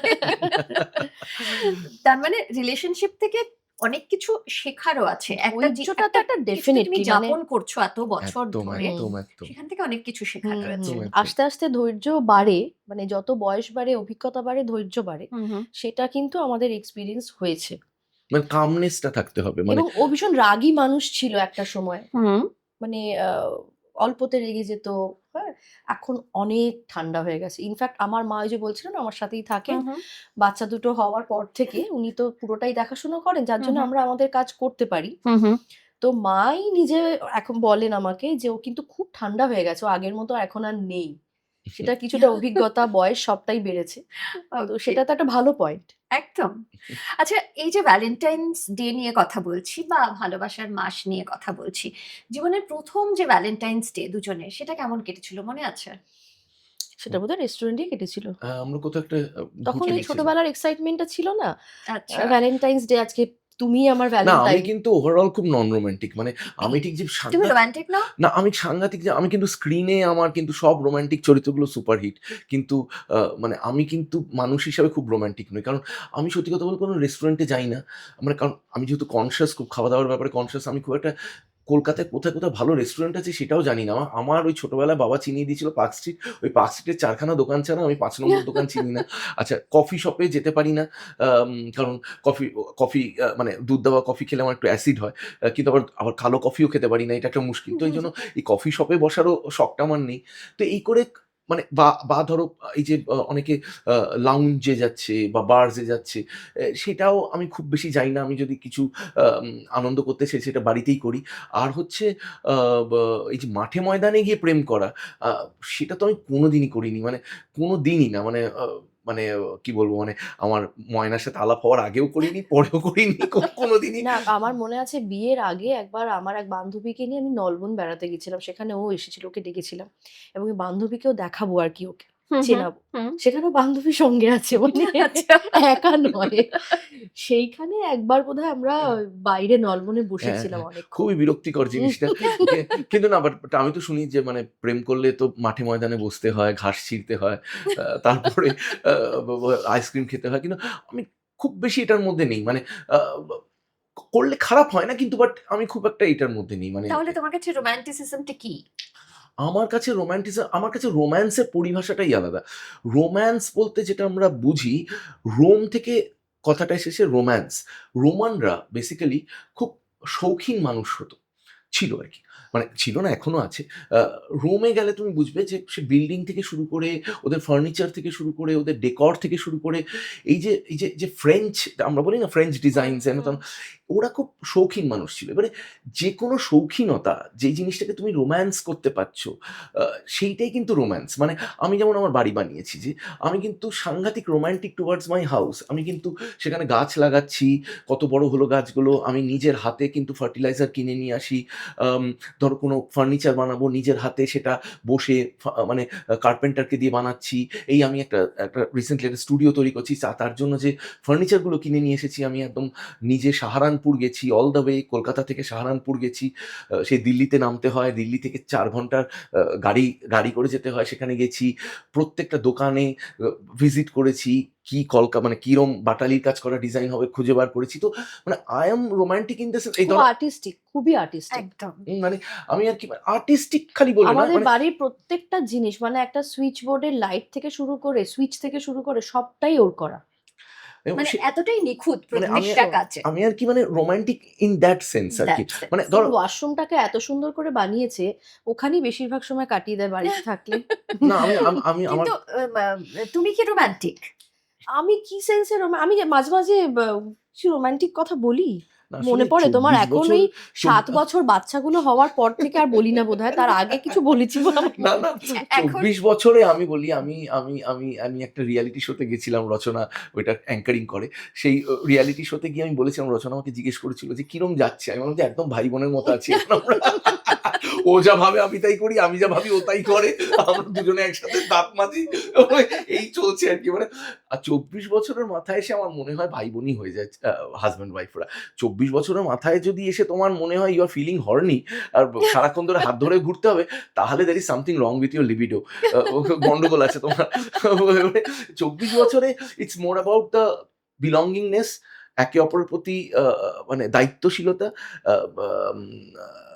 24 বছর পর একে অপরের প্রতি দায়িত্ববোধ, হ্যাঁ? এই জিনিসগুলো বেশি থাকে আর কি। মানে আমার মনে হয় যে তখন আর হাত ধরাধরি প্রেমটা ইম্পর্টেন্ট থাকে না। মানে আজকে ধরো ওর একটা কিছু অসুবিধা হচ্ছে, ধরো ওর অ্যালার্জি হচ্ছে, অনেক বছর ধরে একটা অ্যালার্জিতে ভুগছে। এখন আমার কিন্তু দায়িত্বের মধ্যে পড়ছে যে আমাকে খুঁজে বার করতে হবে এমন কোনো একটা জায়গা যেখান থেকেও এই 12 বছর ধরে যে অ্যালার্জি প্রবলেমে ভুগছে সেটা যাতে সুস্থ করে তোলা যায়। তার জন্য আমি কিন্তু বিভিন্ন লোককে জিজ্ঞেস করছি যে অ্যালার্জি ভালো ডাক্তার কোথায় বা হসপিটাল কোথায় হতে পারে? তাহলে কি ভেলোর নিয়ে যেতে হবে? কি ওই করতে হবে, সেই করতে হবে? That is romance. যে ওর অজান্তে আমি কিন্তু ১০ টা লোককে জিজ্ঞেস করে বেড়াচ্ছি যখনই আলাপ হয়, কোনো মানে হয় না লার্নেড লোকের সাথে যখন আলাপ হয়, যারা প্রচুর খবর খাবার রাখে আর কি, তাদের সাথে যখন আলাপ হয় আমি জিজ্ঞেস করছি কোথায় হসপিটাল হতে পারে, কোন ডাক্তার ভালো হতে পারে। দ্যাট ইজ আমার মনে হয় রোম্যান্স এখন আমার কাছে। আমার ধরো একদম। ওর কোনো একটা জামা চাইছে বা একটা কোনো পার্টিকুলার একটা গয়নার শখ হয়েছে, সেই গয়নাটা কোনো অসুবিধা সত্ত্বেও সেটা কিনে দিতে পারছি কিনা, সেটা ইজ মোর রোম্যান্স। কিন্তু কোনো সারপ্রাইজ গিফট সেটা কি আসে মাঝে মধ্যে? সারপ্রাইজটা হয় হচ্ছে ধরো কোথাও বেরিয়েছি। ও না ভীষণ সোনার গয়না পড়তে ভালোবাসে। মানে ও টিপিক্যাল মেয়ে হতে, হতে হঠাৎ লাস্ট মোমেন্টে ছেলে হয়ে গেছে। মানে এত গয়নাগাটি কিন্তু আমিও পড়ি না যেটা ও পড়ে। আচ্ছা। তুমি এখনো দেখবে ও সারা গায়ে ভর্তি। হাতের আংটি থেকে শুরু করে গলায় চেইন থেকে শুরু করে কিছু বাকি নেই। কিন্তু আমি বিয়ের আগে একবার ওর মায়ের সাথে কথা বলছিল ফোনে। তখন ওই গয়নাগাটি নিয়ে আলোচনা হচ্ছে। আমি না ভাবিনি যে ওর সাথে মা কথা বলছে। আমি ভেবেছি মায়ের কোনো বান্ধবী বা চেনা পরিচিত কারোর সাথে। পরে আমাকে যখন ফোনটা ধরালো শুনলাম যে ওর সাথেই ওই গয়না নিয়ে কথা বলছে। সেটা আজও রয়েছে। আচ্ছা। তো এবার আমাদের শপিং করতে যাওয়া মানে ফার্স্ট যে জায়গাটা আমরা ঢুকি সেটা হচ্ছে যেকোনো সোনার গয়নার দোকানে। সমকালীন হিরের গয়না ঢোকানো ঢুকি। ওই মানে আর কি হ্যাঁ। কোনো একটা জুয়েলারি শপে আমরা ঢুকলাম। তো সেখানে ঢোকার পর দেখতে থাকলো। হঠাৎ করে হয়তো পছন্দ হলো, কিনে দিল। বা হয় না মানে ও ধরো নিজেরটা দেখছে, আমি ধরো মেয়েদের কিছু একটা দেখছি। সেখানে যদি আমার কিছু পছন্দ হয়, ওকে হয়তো দেখালাম এটা ভালো দেখতে, জাস্ট ভালো দেখতে না বা ওরকম কিছু একটা। তখনই কিন্তু ওটা বুঝে গেল যে এটা নিতে হবে। এরকম বহু হয়েছে যে আমার জিনিস কিনতে গিয়ে নিজের জিনিস কিনে এনেছে, সেটাও হয়েছে। কিন্তু ধরো আমি ভাবিনি যে আমারটা কিনতে যাব বা আমারটা এই মুহূর্তে দরকার। তখন কিন্তু মানে কিনেছে আর কি, সেটাই আমার এটা কাছে তোমার কাছে অনেক সারপ্রাইজ। সময় সারপ্রাইজ হ্যাঁ, হয়ে এটা যায়। বিরাট সারপ্রাইজ। মানে আমি তো এক্সপেক্টেড নয় ওটা যে আজকে কিনবো। ভেবেই তো যাইনি। না কেন ড্রামাটিক, তুমি যেটা চাইছো বলতে যে ড্রামাটিক সারপ্রাইজ কিনা, একদম। হঠাৎ ট্যান ট্যান একটা চলে এলাম বা পেছনে ব্যাকগ্রাউন্ডে হলো কি জানি কি লা লা লা লা লা লা লা লা লা, হ্যাঁ ওরকম একটা কিছু একটা ওরকম কিছু না। মানে বললাম যেটা আমি ওই ওই টাইপের রোমান্টিক নই, মানে সেই শিভালরি নিয়ে যে কিছু একটা দেখাবো সেরকম নয়। আমি বললাম না আমি একটা টিপিক্যাল বিজনেসম্যান। আমি আমি আমি একেবারে কাজ, সকাল থেকে রাত অবধি কাজ ছাড়া আর কিছু বুঝি না আর জানি না আর কি। এবং আম সেই জন্যই হয়তো ওপরওয়ালা, আমি সবসময় বিশ্বাস করি, অনেকে বলে না লাক খুব ইম্পোর্টেন্ট হেন তেন। আমার লাকের থেকে ইম্পোর্টেন্ট হচ্ছে তুমি তোমার ২৪ ঘন্টার মধ্যে ঘন্টা তুমি তোমার যে কাজটা ভালোবাসো তার মধ্যে তার তুমি আছো। মধ্যে রয়েছে। তুমি যদি মানে একটা ম্যাক্সিমাম অ্যামাউন্ট অফ সময় যদি সেই কাজটার মধ্যে যদি ডিভোটেড থাকো, তোমার সাকসেস আসতে বাধ্য। কেউ থামাতে পারে না সেটা। একদম। এবং সেইটার জন্যই আমি মানে মানে ওই রোম্যান্সের জন্য যে আলাদা করে যে ভাববো, সেই সময়টাই দিতে পারি না। মানে কাজের মধ্যে এত ব্যস্ত, তাই মানে মানে ইউ হ্যাভ মানে কল্ড দ্য তোমার রং এই পিপল। অরাটা নিয়েই তুমি হ্যাপি। হ্যাঁ, কারণ না মানে এটা মানে প্ল্যান্ড হয়তো হয় না। বাট আমি এতদিন ধরে খুব খুশি আনপ্ল্যান্ড ওয়েতে যা হয়েছে। আর যখনই কোনো প্ল্যান করেছি সেটা হয়তো তখন অতটা না আনন্দ দেবী, তুমি পাইনি। ভুল লোকেদের ডেকেছো। ভ্যালেন্টাইন্স ডে একদম ঠিক লোকেদের ডেকেছি। পডকাস্টে তো ভুল লোকেদের তো মানে দুটোই আনরোমান্টিক লোক, কতগুলো টিপিক্যাল না, আমি সাংসারিক লোক। এখন এই ২৪ বছর পরে এসে আর বলতে পারছি না যে কোনটা এক্সপেক্ট করেছি আনএক্সপেক্টেডলি হয়ে গেছে বা যেটা এক্সপেক্ট করেছি সেটা হয়নি। ওইটা এখন বলাটা বোধহয় মানে কিন্তু too late। এখনো পর্যন্ত সবথেকে পছন্দের গিফট বা সবথেকে ভালো গিফট কি পেয়েছো তুমি সম্রাটদার থেকে? প্রচুর কিছু মানে আমার ধরো যেটা বেস্ট যদি একটা কথা বলতে হলে মানে এনি টাইম তুমি ওটাই বলবে। আমার না মানে খুব হীরের গয়নার শখ ছিল একটা সময়। বাট আমার মনে হয়েছিল যে হিরেটা না মানে রিসেল ভ্যালু কিছু নেই। কিন্তু দেখতাম অন্যদের পড়তে দেখতাম, ভালো লাগতো, ওকে বলেছিলাম। তো ও সেই জিনিসটা হঠাৎ করে, এবং সেটা যথেষ্ট কস্টলি একটা হুম হুম জিনিস। তো সেইটা ও হঠাৎ করে একদিন আমার জন্মদিনে কিনে দিল। তো সেইটা আমি এই যে এখনো পড়ে আছি। এটা আমার ওকে কাছে হুম। খুবই আনন্দের। এটা আমি কখনো খুলি না হাত থেকে। মানে বাহ দামের থেকেও, যেটা বলতে হ্যাঁ, চাইছি, দামের থেকেও পছন্দের জিনিস। পছন্দের ইম্পর্টেন্ট একটা হচ্ছে মানে জিনিস, যে অনেক সময় হয় না যে মানে তোমার একটা শখের জিনিস আর কি জিনিস। সেটা তুমি সাডেনলি পেলে। হুম, একদম আর হুম, একদম। তুমি হুম, হুম। কোনটা সব থেকে বেস্ট গিফট পেয়েছো বা সারপ্রাইজ গিফট পেয়েছো? আমার মনে হয় আমার যমজ সন্তান। কারণ ওইটার উপরে তো সেটা তো খুবই কমনলি, মানে হ্যাঁ, কারোর কাছে হতে হ্যাঁ, পারে না মানে এটার ওটা থেকে বেশি। গিফট। কারণ মানে একবার তুমি টাকা কামিয়ে ফেললে যেটা হয়, তখন না টাকার তোমাকে আনন্দ দেয় না। আমার মনে হয় একটা সার্টেন লেভেল অব্দি তুমি যখন কামাচ্ছ, টাকাটা তোমাকে এক্সাইট করছে। একটা সার্টেন লেভেলের পর উঠে গেলে তারপরে আর তোমার টাকাটা তোমায় এক্সাইট করে না। তখন তোমার টাকা বাদ দিয়ে যে জিনিসগুলো আছে জীবনে সেইগুলো এক্সাইট করে। আমি বলব না আমি সাংঘাতিক বড়লোক হয়ে গেছি। কিন্তু ইয়েস, আ একদম মানে বিগত ২০ বছর মানে মন প্রাণ ঢেলে খেটেছি এবং তার জন্য এমন একটা জায়গায় এখন আছি, আমাকে টাকা আর এক্সাইট করে না এখন। আমার অ্যাচিভমেন্ট এক্সাইট করে। মানে আমি যেমন ধরো নতুন, নতুন ব্যবসা করছি কি নতুন, নতুন কাজে ঢুকছি, নতুন কোনো সিরিয়াল সাইন করছি কি নতুন কোনো কাজ করে, সেইটা এক্সাইট করে। সিরিয়াল থেকে ক টাকা পেলাম সেটা আর এক্সাইট করে না। বা কোন ব্যবসাটা থেকে কত টাকা প্রফিট হলো সেটা আমাকে এক্সাইট করে না। এক্সাইট করে নতুন কাজটা কিছু করতে পারছি কিনা, নতুন অ্যাচিভমেন্ট করতে পারছি কিনা। তো সেখান থেকে দাঁড়িয়ে আমার মনে হয়েছিল যে আমাদের যখন অনেকটা বয়স হয়ে গেছে তখন মনে হচ্ছিল আমরা কি দেরি করে ফেললাম বাচ্চাটার জন্য? এরপরে আর ইন্টারেস্টও হচ্ছিল না। মানে এই যে হুম বাচ্চা হুম হুম হুম মানে মানে বার্থ দেওয়া মানে পয়দা করার যে ইচ্ছাটা, সেই ইচ্ছাটাই তৈরি হচ্ছিল না। তখন মনে হচ্ছিল বড্ড দেরি হয়ে গেল কি? বড্ড দেরি হয়ে গেল কি? তখন মানে ওই সময়টায় যে ও আর কি মানে সেটা মানে আমাকে এই গিফটটা দেবে আর কি, হুম দুটো হুম। বাচ্চা এবং একসাথে দুটো মানে মানে আমি সবসময় মানে বিজনেসম্যানের মতো পুরো এত ইকোনমিক্যাল, কম সময়ের মধ্যে একটা ডাক্তারের দুটো বাচ্চা। হ্যাঁ, তো ভাবো দুটো বাচ্চা হলে একদম দুবার ডাক্তারকে পয়সা দিতে হতো। হ্যাঁ?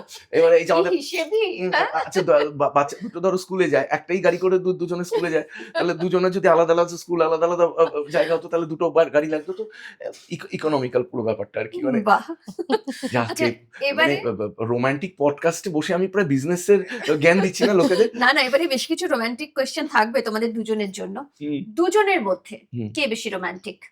আমার তো ওকেই মনে হয়েছে চিরকাল। না, না, আমি রোমান্টিক। ওই যেটা বললাম যে আমার রোম্যান্সটা একটু পরিভাষাটা একটু অন্যরকম। অন্যরকম। মানে রোম্যান্স বলতে যেটা মানুষ হাতে গোলাপ নেওয়াটাকেই খালি রোম্যান্স বোঝায় বা হঠাৎ করে একদিন ডিনারে নিয়ে যাওয়াটাকে রোম্যান্স বোঝায়। আমার কাছে রোম্যান্সটা হচ্ছে যে ও বলল যে ধরো আমরা একটা ঘরে থাকতাম। আমার রোম্যান্সটা ছিল ময়নাকে এমন একটা বাড়ি গিফট করব, এমন একটা জায়গা গিফট করব যেটা সারা কলকাতায় কয়েকটা লোকের কাছে আছে। মানে আমি বলছি না যে বেস্ট বাড়ি, সেটা বাড়াবাড়ি বলা হবে। কিন্তু মানে সারা কলকাতাতে খুব বেশি লোকের কাছে ওরকম বাড়ি নেই। এরকম একটা বাড়ি গিফট করব। আম আ বা ধরো মানে অন্যান্য যেগুলো মানে টুকটাক যেগুলো মানে আবার বলছি সেগুলো টাকার সাথে কিন্তু সম্পর্কিত নয়। একদম নয়। হ্যাঁ? আমি একটা গাড়ি যখন আমি কিছু করতাম না, একটা গাড়ির শোরুমের বাইরে দাঁড়িয়ে বলেছিলাম একদিন না ওই গাড়িটা আমাদের হবে। বাইরে দাঁড়িয়ে মুড়ি খাচ্ছিলাম আমরা। হ্যাঁ? তো ও হেসেই উড়িয়ে দিয়েছিল। হেসে মানে মুখের উপরে হাসিনি। মানে মুখ দেখে বুঝতে পেরেছিলাম যে ও পাত্তাই দিচ্ছে না ব্যাপারটাকে। যে মুড়ি খাচ্ছ বাইরে দাঁড়িয়ে আর ওই অত বড় একটা সেই বা বা ১২ ফিট না ১৪ ফিটের লম্বা গাড়ি সেটাকে বলছো তুমি একদিন তোমার হবে। আমি কিন্তু সেই গাড়িটাই আল্টিমেটলি ওকে দিয়েছি। ওই বাহ! গাড়িটাই ও এখন চালাচ্ছেও আরকি। ওই গাড়িতেই ও বাহ! চড়ে। তো দ্যাট ইস ওয়াই মানে it is not a question of money, আবার বলছি ওটা টাকা নয়। যেই জিনিসগুলো অসম্ভব ছিল সেটা এবং তুমি আমাকে সম্ভব করে বিশ্বাস তুলেছ। করে ও যে জিনিসগুলো আমার কাছে এসেছিল, সে অসম্ভব জিনিসগুলোকে সব সম্ভব করে দেখিয়েছি। একদম। আচ্ছা কে বেশি ভালোবাসি কথাটা বলে? এটা আগে বলতো, জানো তো? আগে খুব বলতো। বিয়ের আগেও বলতো, বিয়ের কয়েক বছর পরেও বলেছে। এখন আর মুখে বলে না। তাহলে? একদমই বলে না। ওই যে বললাম করে দেখায়, মোহনা, কাজে করে মোহনা দেখায়। এখন কাজে করে থিতু হয়ে দেখায়। গেছে। এখন এটা কি অভিযোগ আছে একটু? না, একদমই নেই।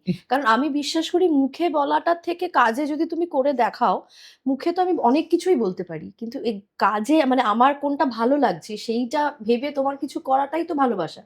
মুখে আর বলার দরকার পড়ে না তখন আর। এখন একটু বেশি বোধহয় বয়সটা বেড়ে গেছে বলে এরমভাবে বলছি। না কিন্তু আমার মনে হয় এখনো ওরও ছেলেমেয়েদের সাথে আমি মিশি। কারণ দেখো আমি এখনো নায়কের রোল করছি। তো এখনো এই বয়সী ছেলেমেয়েদের সাথে আমি মিশছি এবং আমার মেকআপ এখন রুম বেশি বললে ভয় করে যে বেশি বলো না, কমই থাক। না মানে কি হয় মানে আমি যেহেতু স্টুডেন্টদেরও সাথে মিশছি এবং আমার যারা ধরো কো-স্টারস তাদের সাথে মিশছি। এখন না ছেলেমেয়েরা অনেক বেশি ম্যাচিওরড হয়ে গেছে। এখন আগের মতো সেই ১৪ বার করে আই লাভ ইউ এখনকার ছেলেমেয়েরাও বলে না। এখন তারাও খুব ম্যাচিওরড হয়ে গেছে। মানে যত জেনারেশনটা এগোচ্ছে, মানে যেটা আমরা ধরো ৩০ বছর এসে করেছি, ৩৫ বছর এসে করেছি, সেটা ওরা ২৫ বছর বা ২০ তারও বছরে আগে করছে। হ্যাঁ, হ্যাঁ, হ্যাঁ। তারও আগে হ্যাঁ। করছে। আচ্ছা, তোমাদের দুজনের কেমিস্ট্রি যদি একটা ওয়ার্ডে বলতে বলা হয়, কি বলবে? এই রে! কেমিস্ট্রি একটা মানে ভরসা, বিশ্বাস। আমি বলব walking on the tight rope. একটা দড়ির উপরে হাঁটলে যেমন হয় পুরো ব্যালেন্স করে হাঁটতে হয়, walking on the tight rope. Okay. Um কোনো কিছু ঘটলে মানে দুজনের মধ্যে কে সবথেকে আগে সরি বলে? তুমি না তুমি? ওই বলে, অন্যভাবে বলে। এখন বললাম না আহ সবটাই মুখে কম বলে, কাজে করে। হুম, হুম। সেটাই হয়। আমি আমি আমি এটা আমি নিয়ে বলি। তুমি কিছু বলবে না। তবে তুমিই বলো। আমি বলি, আমি বলি। আচ্ছা। যেকোনো জায়গায় যেতে তৈরি হতে কে বেশি সময় নেয়? ও বাবা! ও আবার কে?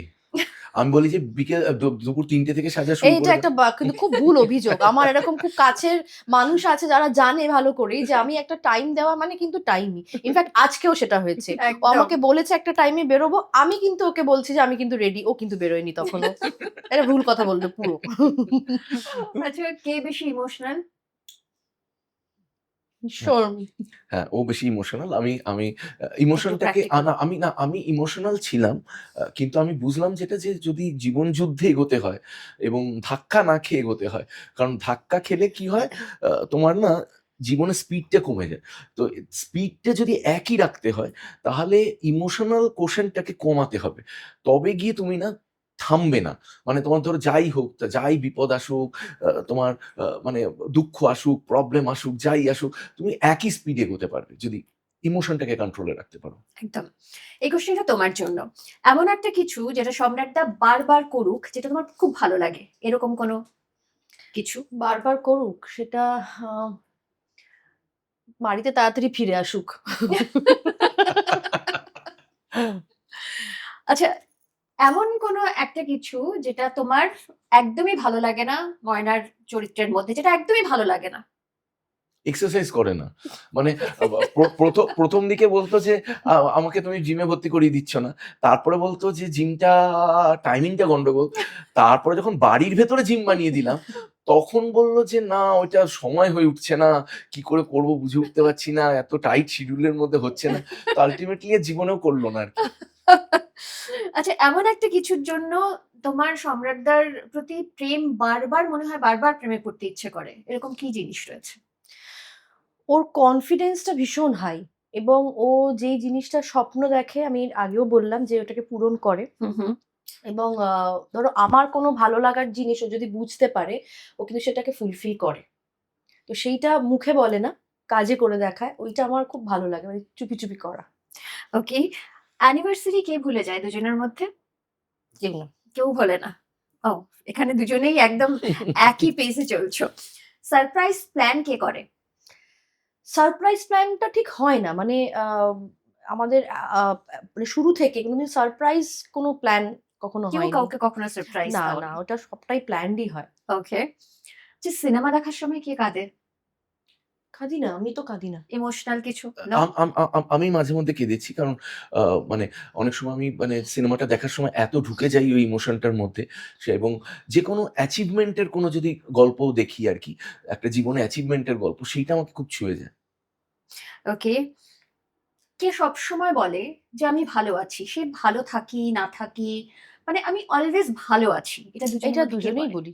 অলওয়েজ। তুমি কখনো শুনবে না আমার কোনো লোকের থেকে যে আমি খুব খারাপ আছি। খারাপ আছিটা না বলতে ভালো লাগে না। কোনো sympathy gain করতে চাই না কারোর থেকে।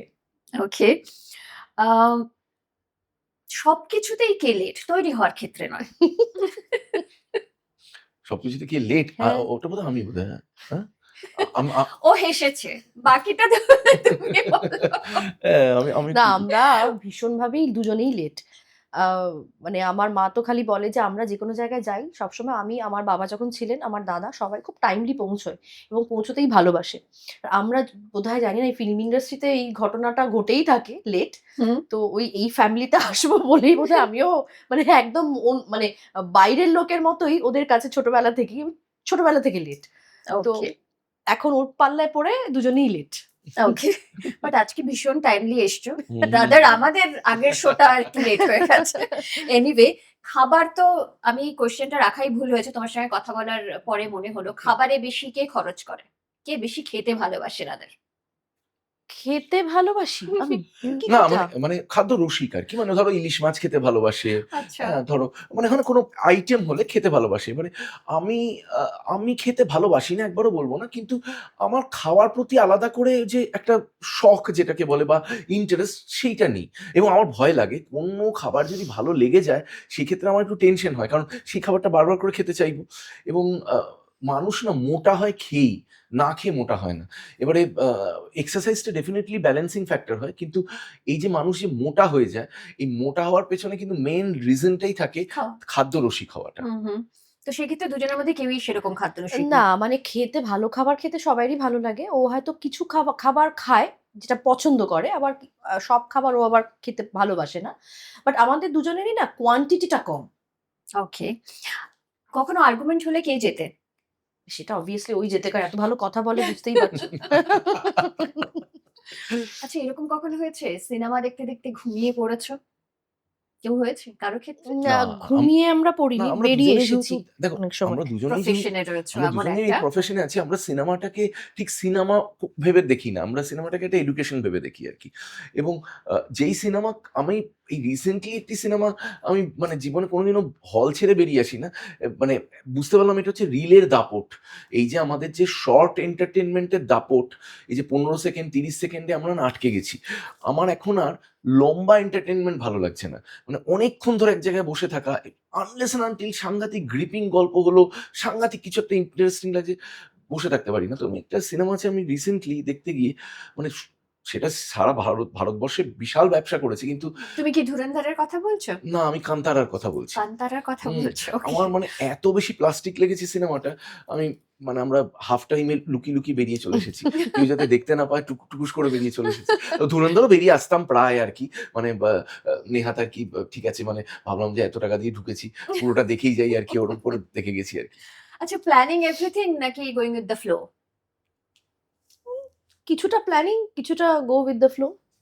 না আমি বলব ইন্টারেস্টিং করে হ্যাঁ, planning and then going with the flow. Okay. মানে ১ম এ প্ল্যানটা করে নিলাম। এবার প্ল্যানটাতে যদি কোনো বাধা বিপত্তি আসে, আমি ধরে নিই এটা ভালোর জন্য হচ্ছে। ধরো কোনো একটা আটকে যাচ্ছি কোনো জায়গায়। বা ধরো প্ল্যান করলাম আমি পুরী যাবো। জগন্নাথ দর্শন করব। দেখা গেল বাধা আসছে। আমি ধরে নিই যে বাধাটা ভালোর জন্যই আসছে। তো you plan and then you go with the flow. Okay. আচ্ছা, এমন কোনো একটা অ্যাডভাইস নয়, রিলেশনশিপ অ্যাডভাইস যেটা দর্শকদের দিতে চাইবে, বোথ অফ ইউ? দেখো আমি পুরো পডকাস্টটা ধরেই যারা খুব মনোযোগ দিয়ে আমাদের কথাগুলো শুনেছে নিশ্চয়ই একটা জিনিস ক্লিয়ারলি বুঝতে পেরেছে যে তুমি যে প্রশ্নটা করছো এই পুরো প্রশ্নটারই জবাবটা কিন্তু আমরা গোটা থ্রু আউট দ্য পডকাস্টে রয়েছে। পডকাস্ট দিয়েছি যে একে অপরের সাথে থাকার জন্য বহু বছর ধরে যদি তোমরা থাকতে চাও, ফার্স্ট হচ্ছে আমি ঠিক ও ভুল এইটা মাথা থেকে হাঁটিয়ে ফেলতে হবে। আমিও ভুল হতে পারি, ও ভুল হতে পারে। আমিও ঠিক হতে পারি, ও ঠিক হতে পারে। You are not really sure কে ঠিক আর কে ভুল। এই লজিকটা মাথায় ঢুকিয়ে নিতে হবে। আমি একেবারে ঠিক বলছি, ও অপোনেন্ট লোকটা একেবারে ভুল বলছে, এইটা ভাবলে চলবে না। আর ধরে নাও কোনো সময় তোমার মনে হলো যে এটাই হচ্ছে, যে তোমার মনে হচ্ছে আমি ঠিক। তাহলে চুপ করে থাকার ক্ষমতাটা তৈরি করতে হবে। যে ঠিক আছে যখন ও মনে করছে এটা ঠিক, থাকুক ওর নিজের ইচ্ছা নিয়ে, আমি আর এটা নিয়ে বেশি কথা বলব না। এই যে ধৈর্য, যেটা একটু আগেই বলছিলাম, ধৈর্য, সম্পর্কে ধৈর্যটা ইজ ভেরি ইম্পোর্টেন্ট। আর last but not the least uh ক্ষমা। তুমি যখন নাকি একটা সম্পর্ক ১০ বছরের হবে কি ১৫ বছরের হবে কি ২০ বছরের হবে, যখন লম্বা একটা সম্পর্ক হবে, হতে পারে না যে তুমি কোনো ভুল করোনি সম্পর্কে। হতে পারে না যে তুমি ক্ষমা করোনি কোনোদিন তাকে। হবেই, কিছু ভুল হবেই। হতে পারে না। এটা মানে অসম্ভব। এটা সিনেমায় হতে পারে। তাও সিনেমায়ও দেখায় তো, আমরা সিরিয়ালে কি দেখি? রোজ ঝামেলা চলছে। একদম। বা এই সিনেমাতে সিনেমা প্রসঙ্গে একটু তোমায় ইন্টারাপ্ট করে জিজ্ঞেস করছি। এরকম অনেক হয় সাধারণ মানুষ যখন একটা সিনেমা দেখে তার একটা প্রভাব কিন্তু সেখানে নিজের পড়ে। জীবনে, হ্যাঁ। নিজের জীবনে পড়ে বা সেখান থেকে ভালোবাসা সম্পর্কে অনেক কিছু শেখে যে ভালোবাসা মানে এরকমই হবে। এই যে মানে কিভাবে বলবো? ধরো একটা সিনেমা দেখে ভালোবাসা সম্পর্কে কোন জিনিসটা সাধারণ মানুষের আনলার্ন করা উচিত? আচ্ছা, মানে আনলার্ন করা উচিত। হুম। মানে এটা নয়, এটা রিয়ালিটি নয়। ধরো কোনো একটা সিনেমা দেখলাম, আচ্ছা। ভালোবাসা মানে ঠিক এইরকম পথে এগোবে, তারপরে গিয়ে আল্টিমেট সবকিছু ঠিক হয়ে যাবে এরকম। কিন্তু জীবনটা তো সেরকম নয়, না। সিনেমা নয়, সিনেমার বাইরে। আই সিনেমা মানে সবটাই ভালো। হ্যাঁ, সবটাই ভালো, কখনো কেউ বলতে পারবে না যে কারোর জীবনে শুরু থেকে শেষ অব্দি ভালোই হয়েছে। তো না, এটা আমি এক লাইনে বলতে চাই। আমি হুম, বলতে চাই যে all love stories don't have a happy ending. সব প্রেমের গল্পেরই হ্যাপি এন্ডিং হতে হবে তার কোনো মানে নেই। এবং সেটাই love story. Laila Majnu, Heer Ranjha, Romeo Juliet, যেকোনো বড় লাভ স্টোরি ভাবো, যেই লাভ স্টোরিগুলো আমরা আজ অব্দি মনে রেখেছি, they didn't have a happy ending. একদম। সেটাই লাভ স্টোরি। যেই লাভ স্টোরির হ্যাপি এন্ডিং সেটা সংসার, সেটা লাভ স্টোরি নয়। বাহ! এটা দারুণ বললে। আচ্ছা, তোমাদের সম্পর্কের এমন একটা প্রমিস যেটা তোমরা করেছিলে শুরুতে, সেটা সবসময় রাখার চেষ্টা করো বা রাখো? কি প্রমিস করেছিলাম? Love story? হ্যাঁ। আমি যেটা প্রমিস করেছিলাম, I will always keep you like a queen. যে হ্যাঁ, সেটা তুমি রেখেছো। হ্যাঁ, হ্যাঁ, মানে থ্যাংক আমি ইউ। আমি যে আজও অব্দি ওর কোনো কথার ওপরে কোনো নিজের আ ইচ্ছে, নিজের জেদ কখনো চাপাই না। আমার মনে হয় সেটা শুরু থেকে আজ অব্দি সেই একই জিনিস আছে বজায়, এবং কোনো ডিমান্ড করি না ওর থেকে কোনো কিছু। আমার ডিমান্ড এমনিতেই খুব কম। কখনো ওর অসুবিধার সময় আমি বলি না যে আমার এটা দরকার এবং আমাকে এটা দাও, দিতেই হবে। হুম, হুম। আ সবকিছুই হচ্ছে পরিস্থিতি, সবকিছুই হচ্ছে সময়, সবকিছুই হচ্ছে যে সেই মুহূর্তে তুমি কিভাবে রয়েছো তার উপরে ডিপেন্ড করছে। তো আমার মনে হয় এটাই একটা বড় প্রমিস, যেটা মানুষ হয়তো মৌখিকভাবে করে না, মনে, মনেই করে, এবং সেই প্রমিসটা আমি আ রেখেছি, এবং ও কোনো সময় এটা বলতে পারবে না যে আমি কোনো কিছু জোর করে ওর থেকে কিছু আ মানে বলেছি যে এটা আমার প্রয়োজন, এটা আমাকে দিতেই হবে বা করতেই হবে। ওকে। আচ্ছা, এবারে দুজনের কাছে আলাদা মানে একই প্রশ্ন আলাদা, আলাদা ভাবে করছি। সম্রাটদার পছন্দের রং কি? দুটো ব্লাক অ্যান্ড হোয়াইট। কারেক্ট? ও বিরক্ত হয়ে যায় মাঝে মধ্যে।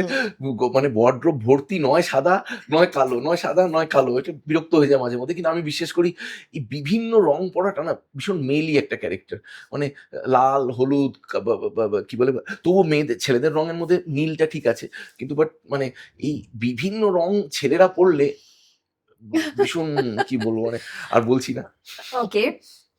সম্রাটদার পছন্দের খাবার কি? চাইনিজ খেতে বেশি ভালোবাসে। একদম ওই বললাম পার্ক স্ট্রিটেই আমার শুরু পার্ক স্ট্রিটেই শেষ। ওই জন্য চাইনিজ ইয়া। সম্রাটদার হিডেন ক্রাশ কে? এই মরেছে, এসব জিজ্ঞাসা করো না। হিডেন তো হিডেনই আছে। মানে তুমিও জানতে পারোনি? না। যাহ! ওকে, আছে কেউ? আ না, আমি তো প্রায় ক্রাশ খেতে থাকি। মানে কারণ মানে বলে না, কারো নাক সুন্দর, তো কারো চোখ সুন্দর, তো কারো কথা সুন্দর, তো কারো চুল সুন্দর। একেকটা লোক একটা একদিন একজনের পেছনে বেশি দিনও নেই। আচ্ছা। হ্যাঁ, না মানে আমি আমার আমার মনে হয় যে মানে মানে মানে এই মেয়ে জিনিসটা, মানে মহিলা জিনিসটা, এটা মানে সৃষ্টিকর্তা এমনভাবে সৃষ্টি করেছে যাতে তুমি তার প্রতি ফিদা হতে পারো। যদিও আবার আমি মানে আমি সবসময় আমার ইনস্টিটিউটে উল্টোটা বলি, it is the boys who are good looking. মেয়েরা কিন্তু অ্যাকচুয়ালি গুড লুকিং হয় না। আজকে ময়ূর আর ময়ূরীর মধ্যে ময়ূরী সুন্দর নয়, ময়ূর সুন্দর। সিংহ আর সিংহীর মধ্যে এটা সিংহ সুন্দর, সিংহী সুন্দর নয়।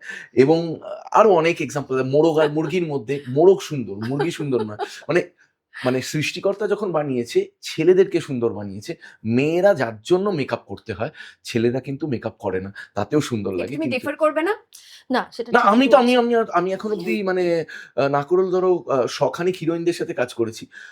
আমি কাউকে বিনা মেকআপে সুন্দর দেখিনি। এটা ওকে। এটা যদিও না, কেলেঙ্কারি। সবসময় কাউকে এই ভালো কাটিংটা লাগিও বললে, না কিন্তু। কাউকে ভালো বললে কিছুদিন পরে তার কিছু না কিছু একটা সমস্যা দেখা দেয় আরকি ওর জীবনে। আচ্ছা। মানে সেটা বেশিদিন স্থায়ী হয় না। না, না। ওকে। সম্রাটদার পছন্দের অভিনেতাকে? অমিতাভ বচ্চন অফ কোর্স, আচ্ছা। All time favourite. সম্রাটদা কি নিয়ে সবথেকে বেশি অবসেসড? নিজেকে নিয়ে। নিজের সৌন্দর্য, নিজেকে কেমন দেখাচ্ছে, একটা কোনো কথা বললে, ধরো বাড়িতে কোনো একটা ইম্পোর্টেন্ট কথা বা বাচ্চাদের নিয়ে কোনো একটা কিছু আলোচনা করব। আমার বাড়িতে ও যেহেতু নিজেকে দেখবে চারিদিকে, ও শুরু থেকেই চারিদিকে বাড়িতে আয়নায় ভর্তি। ও সেই আলোচনাটার মধ্যেও নিজেকে দেখে যায়। ও ওকে। ভীষণভাবে অবসেসড নিজেকে নিয়ে। আচ্ছা, সম্রাটদার কি ভালো লাগে? উপহার পেতে না উপহার দিতে? দিতে। গুড। এক্সপেকটেশন নেই। নিজেরটা নিজেই কেনে। আচ্ছা, বাহ, দ্যাটস গুড। এবারে এই প্রশ্নগুলোই তোমার কাছে। ময়নার পছন্দের রং কি? এই রে বলো বলো বলো বলো দেখি শুনি একটু। আজকেই না হলে এখানেই আমি বলে যাচ্ছি, আমি কিন্তু খাতায় কলমে অনেক কিছু লিখে দেবো। কারি এত জ্ঞান দিয়েছি ভালোবাসা নিয়ে, এইবার ভেসে গেছি। পছন্দের রং আর ও দেখো, ও খুব লাউড কালার্স পছন্দ করে, যেটা আমি একদম পছন্দ করি লাউড না। কালার্স মেয়েরা পরে, পছন্দের রং জিজ্ঞাসা করেছে। পছন্দের রং। উম, ফুল বলবো শিওর শট। এই রাউন্ডটা প্লিজ আমার সাথে না খেললেই না, নয়। না, না, এটা তো এই খেলতেই শুনি একটু হবে। ভুলটাই শুনি। লাল কি জানি না, মানে আমি হোয়াইট এবং রেড দুটোই পছন্দ করি। ওকে, কিছুটা white- মিলেছে। হ্যাঁ হ্যাঁ। যাই হোক, পছন্দের খাবার কি খেতে ভালোবাসে? ও তো আমি দেখি ইলিশ মাছটা খুব ভালোবাসে, মানে আমি তো ইলিশ মাছ একদম খেতে পারি না, গন্ধ লাগে আমার, কিন্তু ও তো ইলিশ দেখি মাছের গন্ধ পাও? কোনো হ্যাঁ, মাছিও পছন্দ করে না খুব একটা। মাছ খাই না তা না, কিন্তু ইলিশ মাছটা আমার ভীষণ কিনো একটা গন্ধ লাগে, খাই না। ও খুব ভালোবাসে আর কি খেতে। তোমার পছন্দের ভীষণ। ইলিশ? ওকে। ময়নার পছন্দের অভিনেতাকে খুব ভালোবাসে? মানে অভিনেতা না অভিনেত্রীর কথা বলছো? অভিনেতা। অভিনেতা তো আমার সাথে যখন বিয়ে হয়েছিল তখন সালমান খান ছিল। এখন বোধহয় চেঞ্জ চেঞ্জ হয়ে হয়ে গেছে। গেছে এখন। এখন কে? এখন এটা জানতে হবে। এখন কে? আমার দিকে তাকাচ্ছ কেন?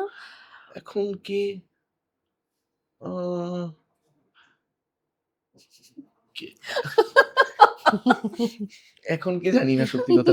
ওকে। মাইনাস, পয়েন্ট মাইনাস হয়েছে কি এখন? এখন রণবীর কাপুরকে পছন্দ হয়। ওকে, আচ্ছা, আচ্ছা। এটা মাইনাস। হুম, মানে হুম। খুব যে বিশাল যে আমি ফ্যান সেটা বলবো না। না শোনো, আমরা শাহরুখ খানের পাশে বসেও কিন্তু আমরা একটাও ছবি তুলিনি শাহরুখ খানের হুম। সাথে। তো দ্যাট ইজ ওয়াই আমরা দুজনেই স্টার স্ট্রাক নই। আর আমার বাবা যেহেতু প্রোডিউসার ছিলেন, আমার হুম, হুম। বাড়িতে আমি ছোটবেলা থেকে সবাইকে উত্তম দেখেছো কুমার তারা থেকে শুরু এসেছে। করে হ্যাঁ, রাজেশ খান্না হেন তেন সবাইকে দেখেছি। তাই জন্য আমরা ঠিক স্টার স্ট্রাক নই। মানে যত বড় স্টারই হোক, আমি খুব একটা মানে ও বা আমি যে দেখে করে ভিমড়ি খেয়ে যাই সেটা নয়। তাই জন্য কাউকে মানে শুরুর দিকে যেমন পছন্দ হতো না, এই এই লাস্ট ৫-৭ বছরে পছন্দ হচ্ছে। মানে সেই যে বিশাল ফ্যান বলা যায় না সেটাকে। বাট অ্যাজ অ্যান অ্যাক্টর আমার মনে হয় যে ভার্সেটাইল হ্যাঁ, একটা, হ্যাঁ। হ্যাঁ। ওকে। আচ্ছা, ময়নার হিডেন ক্রাশ আছে কেউ? এই রে! থাকলে তো খুবই টেনশনের ব্যাপার। বা তোমার উপর ক্রাশ-টাশ আছে নাকি? আমি ঠিক জানি না, মানে আ হিডেন তো, ভাবুক একটু। উম আছে কিন্তু। আছে? আ ব ব সাহেব, ওই কি কে সাহেব? চোখকটা সাহেব আমাদের। এমা! এই সাহেবদা যদি শোনে না এটা, সাহেবদা এসেছিল, সাহেবদাকে খবরটা আমিই দিয়ে দেবো যে এরকম। অন্ধকারের সম্পর্ক। ছি, ছি, ছি। না, ও বলেছিল একবার আমাকে যে ও খুব সুন্দর দেখতে। এমনিতে জেনারেলি কোনো ছেলেকে বলে না সুন্দর দেখতে। তো ও বলেছিল খুব সত্যি সুন্দর। সুন্দর দেখতে। হ্যাঁ, সুন্দর দেখতে। তো সেটা তাই আমি না, সেটা সবাই বলে। সবাই বলে। হুম, তো তাই জন্য আমার মনে হয়েছিল যে হয়তো পছন্দ করে। ওই আন্দাজে কিন্তু বললাম তুমি আরকি। এখনো হিডেনটা জানতে পারোনি, তাই তো? হুম, জানতে পারিনি এখনো। না। না। এখনো হিডেন। ওকে। কি নিয়ে সবথেকে বেশি অবসেসড ময়না? উম আমার মনে হয় বাচ্চাগুলোকে নিয়ে। এই মুহূর্তে বাচ্চাগুলোকে নিয়ে। মানে আমি একদম সাইডলাইনড হয়ে গেছি। মানে আমি কোথায় আছি, কি করছি, কি খাচ্ছি, না খাচ্ছি, আ কিচ্ছু মাথায় নেই। সবসময় বাচ্চাগুলোকে নিয়ে ব্যস্ত। ওকে। ওর উপহার পেতে ভালো লাগে না দিতে? উম ও না খুব সেলফলেস আমি বলি। ও মানে কোন পার্টিকুলার ক্যারেক্টারিস্টিক্স নেই যে পেতে ভালোবাসে বা আমি দিতেই ভালোবাসি। মানে আমাদের ভীষণ মিউচুয়াল ছিল। মানে ও পেলেও খুব খুশি হয়।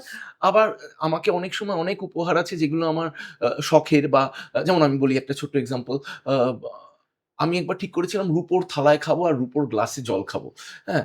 এবারে ইয়ার্কি মেরে বলেছিলাম, কিন্তু আল্টিমেটলি ও কিন্তু সত্যি, সত্যি আমার জন্য রুপোর থালা আর রুপোর গ্লাস নিয়ে এসেছিল খাওয়ার জন্য, এবং সেই গ্লাস এবং সেই থালা এখনো আমি খাই। তো ডেফিনিটলি উপহার দিতে বোধহয় বেশি ভালোবাসি। ওকে। এবারে আসছি তোমার কাছে অন্য একটা প্রশ্ন নিয়ে। জীবনে কি কোনো আফসোস আছে? না, এই মুহূর্তে তো কিছু আফসোসের কথা মনে পড়ে না। আমি ওই যে বললাম যে শুরু থেকেই যেহেতু আ সবটা ডেডিকেট করেছিলাম ধরো ওর যেটা বলছে সেটার উপরে, এবং পেয়েছি তো যা জিনিস ও বলেছে সেটা পেয়েছি। সে কারণে আমার আফসোস কিছু বিষয়ে হয়নি এখনো অব্দি।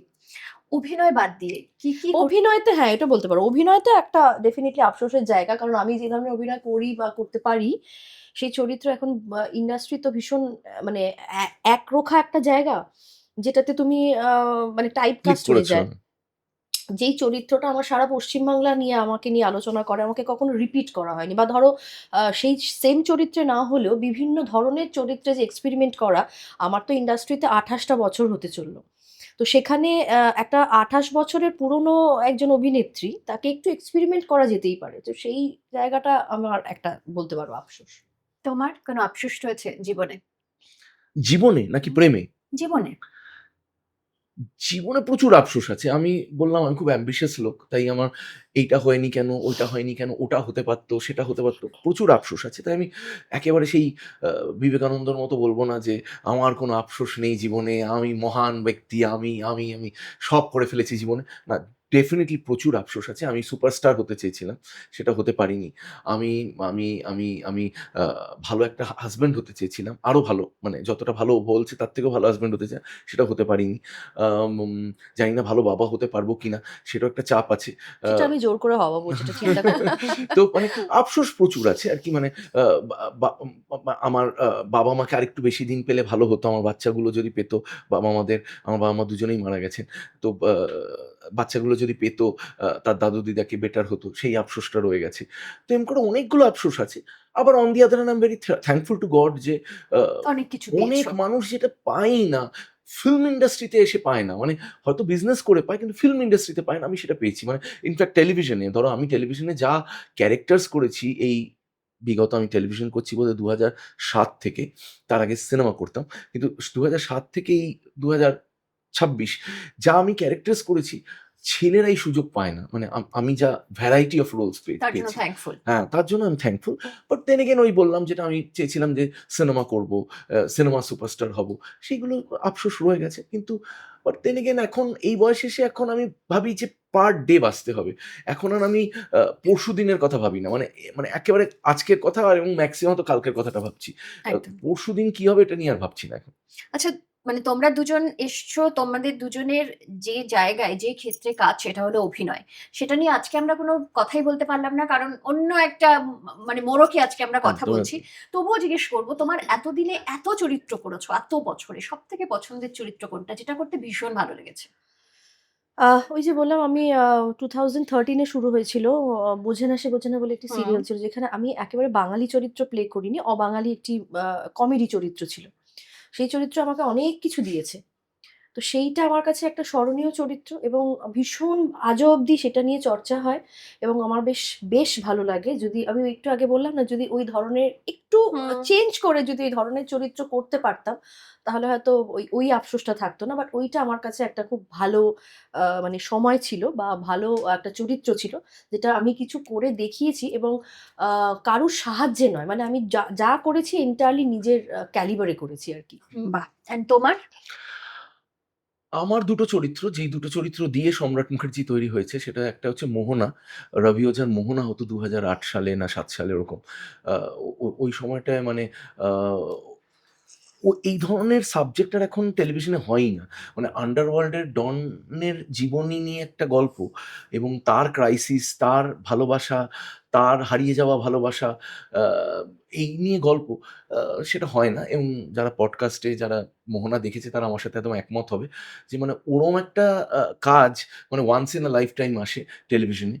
আর তারপরে ডেফিনিটলি ওই কাজটা, যে কাজটা দিয়ে মানুষ আমাকে চিনেছে, সাগর সেন, মানে বউ কথা কয় সাগর সেন। হুম, হুম। এই দুটো চরিত্র আমাকে তৈরি করেছে। মানে আজকে আমি তোমার সামনে যে বসে আছি, এটা বিকজ অফ those 2 ক্যারেক্টার্স। ওকে। একদম শেষে এসে যেটা জানতে চাইবো, এমন কোনো জানতে চাইবো না, এটা বলতে বলবো। এমন কোনো একটা কথা যেটা একে অপরকে কখনো বলোনি, আজকে বলতে চাইবে বা এই ভ্যালেন্টাইনস মান্থ এ এসে বলতে চাইবে? কি জানি, আমার তো রাগ হলে আজকাল বলেই ফেলি সব। মানে উল্টো ভালোবাসার হয়ে গেছে। কথা। আগে আমি খুব চুপচাপ ছিলাম, বলতাম না। এখন ভোকাল হয়ে এখন গেছো। হ্যাঁ, আর হ্যাঁ, এখন এখন সম্রাটদা চুপ। ভীষণভাবে আমি বলে দিই আর ও চুপচাপ থাকে। আজকে কিছু স্পেশালি মানে এই ভ্যালেন্টাইনস ডে এর আবহে কিছু স্পেশালি বলতে চাইবে? কিছু দেখি এই ভালোবাসার কথা? ভ্যালেন্টাইনস ডে এর দিন কোথায় নিয়ে যায় আমাকে আজকে। ভ্যালেন্টাইনস ডে দিন আমাদের ক্লাস আছে। আমার ইনস্টিটিউটে ক্লাস ব্যাস আছে। উত্তর পেয়ে হ্যাঁ। গেছো। আর তুমি কি বলতে চাইবে? আমি বলতে চাইবো যে ইয়েস, যা ভুল করেছি, ঠিক করেছি জীবনে, সেগুলো সব মানে সাদরে ক্ষমা করে দেওয়া এবং গ্রেসফুলি ক্ষমা করে দেওয়া, সেটার জন্য অনেক, অনেক থ্যাংক ইউ। এবং আমাকে মেনে নিয়ে, আমার মতো করে আমাকে মেনে নিয়ে যে আ এত বছর সংসার করা। কারণ আ আমার সাথে সংসার করা যেমন সহজ, কারণ আমার কোনো খাবারের ফ্যাকনা নেই, আমার কোনো জামাকাপড়ের ফ্যাকনা নেই, কোনো জিনিসের ব্যাপারে মানে আমার বউকে আমাকে নিয়ে টেনশন করতে হবে না। আবার ঠিক তেমন উল্টো আমাকে নিয়ে সংসার করাটা কঠিন। মনে রাখবে, একটা নায়কের সাথে সংসার করা শুধু একমাত্র নায়কের বউ জানে যে তার সাথে কি চ্যালেঞ্জের সম্মুখীন হতে পারে। সেটা একমাত্র আর কেউ বুঝবে না। একটা নায়কের বউই একমাত্র বুঝবে। অন্য কোনো মেয়ে, কোনো সংসারী মেয়ে কেউ কিছু বুঝবে না। কারণ নায়ক হচ্ছে এমন একটা জিনিস যে লোভনীয়, বাঞ্ছিত সবার কাছে, আ হাজার, হাজার মানুষের স্বপ্নের পুরুষ। সেই মানুষটার সাথে আ সংসার করাটা ইস আ ভেরি টাফ জব। সেইটাকে হ্যান্ডেল করে, সেই মানসিক প্রেশারটাকে হ্যান্ডেল করে সংসার প্রপারলি করা খুব কঠিন কাজ। যতগুলো নায়ক আছে, তাদের যতগুলো বউ না, সরি, মানে যতগুলো নায়কের বউরা আছে, তারা সবাই আমার সাথে একমত হবে এই পডকাস্টটা যদি দেখে। তো তাই একদম। সমস্ত, খালি ময়নাকে নয়, সমস্ত আ যারা পপুলার ব্যক্তিত্ব, তাদের বউদের আমি সেলাম করছি আজকে। কারণ তাদের অবদান সাংঘাতিক তাদের হাসব্যান্ডদের জীবনে। একদম। থ্যাংক ইউ সো মাচ দুজনকেই। খুব ভালো কাটুক। শুধুমাত্র এই ভ্যালেন্টাইনস ডে নয়, আগামী দিন যাদের কথা বলাই হলো না, তোমার ২ পুত্র, এবং তাদেরকে আমি সোশ্যাল মিডিয়ায় দেখি মাঝেমধ্যেই তাদের ছবি ভীষণ সুন্দর। তাদেরকে নিয়ে কোনো কথা আজকে বললামই না। তাদের জন্য অনেক শুভেচ্ছা। থ্যাংক নিশ্চয়ই। You so Thank you. Much, thank you so much. আর খুব ভালো কাটুক হুম। এবং এভাবেই তোমরা খুব ভালো থাকো। Thank you. আবার ডেফিনিটলি একদিন দুজনকে আলাদা আলাদা ভাবে পডকাস্টের আড্ডায় চাইবো, যেদিন শুধুমাত্র তোমাদের অভিনয়, তোমাদের ছোটবেলা একদম। থেকে অভিনয়ে আসা, অভিনয় জীবন, অনেক কথা বলার রয়েছে। এত চরিত্র করেছো, কত শেড রয়েছে, কত চরিত্র, সেগুলো নিয়ে কথা না, বলবো। কিন্তু আমি তোমাকেও বলি, পডকাস্টটা শেষ করার আগে, অনেক ইন্টারভিউস দিয়েছি বিগত ২৫ বছরে। আ কিন্তু তোমার এই যে ইন্টারভিউ নেওয়ার স্টাইলটা আমার খুব ভালো লাগলো। যে মানে থ্যাংক আ ইউ। মানুষের ভেতর থেকে যে খুঁড়ে বের করে আনা কিছু জিনিস, এইটা খুব দরকার একজন অ্যাঙ্কারের জন্য। Uh you are a wonderful anchor. তাই ডেফিনিটলি you. যেদিন তুমি ডাকবে, আমরা ডেফিনিটলি হ্যাঁ, কারণ অনেক প্রশ্নের উত্তর আজকে দিয়েছি যেগুলো হয়তো অনেক জায়গায় দিইনি। হুম। তো সেটা Thank খুবই you. ভালো লেগেছে আজকে। আচ্ছা, এবারে দেবী আনলিস্টের পক্ষ থেকে ভ্যালেন্টাইন্স ডের জন্য তোমাদের জন্য ছোট্ট একটা উপহার রয়েছে। Wow! Oh, thank you so much. এটা thank you. Thank thank you you, so thank much. Thank you. Most welcome. আর রয়েছে বাঞ্ছারামের তরফ থেকে একটা ছোট্ট গিফট হ্যাম্প। ওরে বাবা! আমি মিষ্টি খেতে খুব ভালোবাসি। ব্যাস, তাহলে তো ভালোই হলো। থ্যাংক ইউ সো শেষে মাচ। মিষ্টি মুখ। হ্যাঁ, আমি থ্যাংক একটু ইউ সো নামিয়ে মাচ। রাখি। কথায় বলে যে ভালোবাসার কোনো দিন হয় না, ভালোবাসার কোনো মাস হয় না, কোনো বছর হয় না। সত্যিই তাই। আমিও তাই ফিল করি যে ভালোবাসার কিন্তু কোনো সময়, দিন, ক্ষণ কিছুই হয় না। তবে এই মাসটা একটু অন্যরকম। ওই যে সম্রাটদা শুরুতেই যেটা শুরু করেছিল, যে একটা আবহ, সেই বাতাসের একটা অন্যরকম অনুভূতি, সেই সমস্ত কিন্তু একটু আলাদা। তো সেই কারণেই এটাকে ভালোবাসার মাস হিসেবে আমরা দেখছি বটে। কিন্তু ভালোবাসায় আপনারা সারাটা বছর থাকুন, খুব ভালো থাকুন, আনন্দে থাকুন। আর আনন্দে থাকতে, থাকতে ডেবি আনলিস্টের সঙ্গে থাকতে একদম ভুলবেন না। কারণ আপনাদের জন্যই আমাদের এই আড্ডা। কখনো আপনাদের সঙ্গে আড্ডা, কখনো আপনাদের সঙ্গে কথা। তাই আপনাদের মতামত কিন্তু আমাদের জন্য ভীষণ গুরুত্বপূর্ণ। সকলে খুব ভালো থাকুন। আমাদের আজকের আড্ডা কেমন লাগলো কমেন্ট সেকশনে জানান। আর কাদের, কাদের আমাদের এই পডকাস্টে দেখতে চাইছেন, কাদের সঙ্গে আপনারাও আড্ডা দিতে চাইছেন, সেটাও কিন্তু কমেন্ট সেকশনে জানাবেন। খুব ভালো থাকুন আর এভাবেই আমাদের সঙ্গে থাকুন। নমস্কার।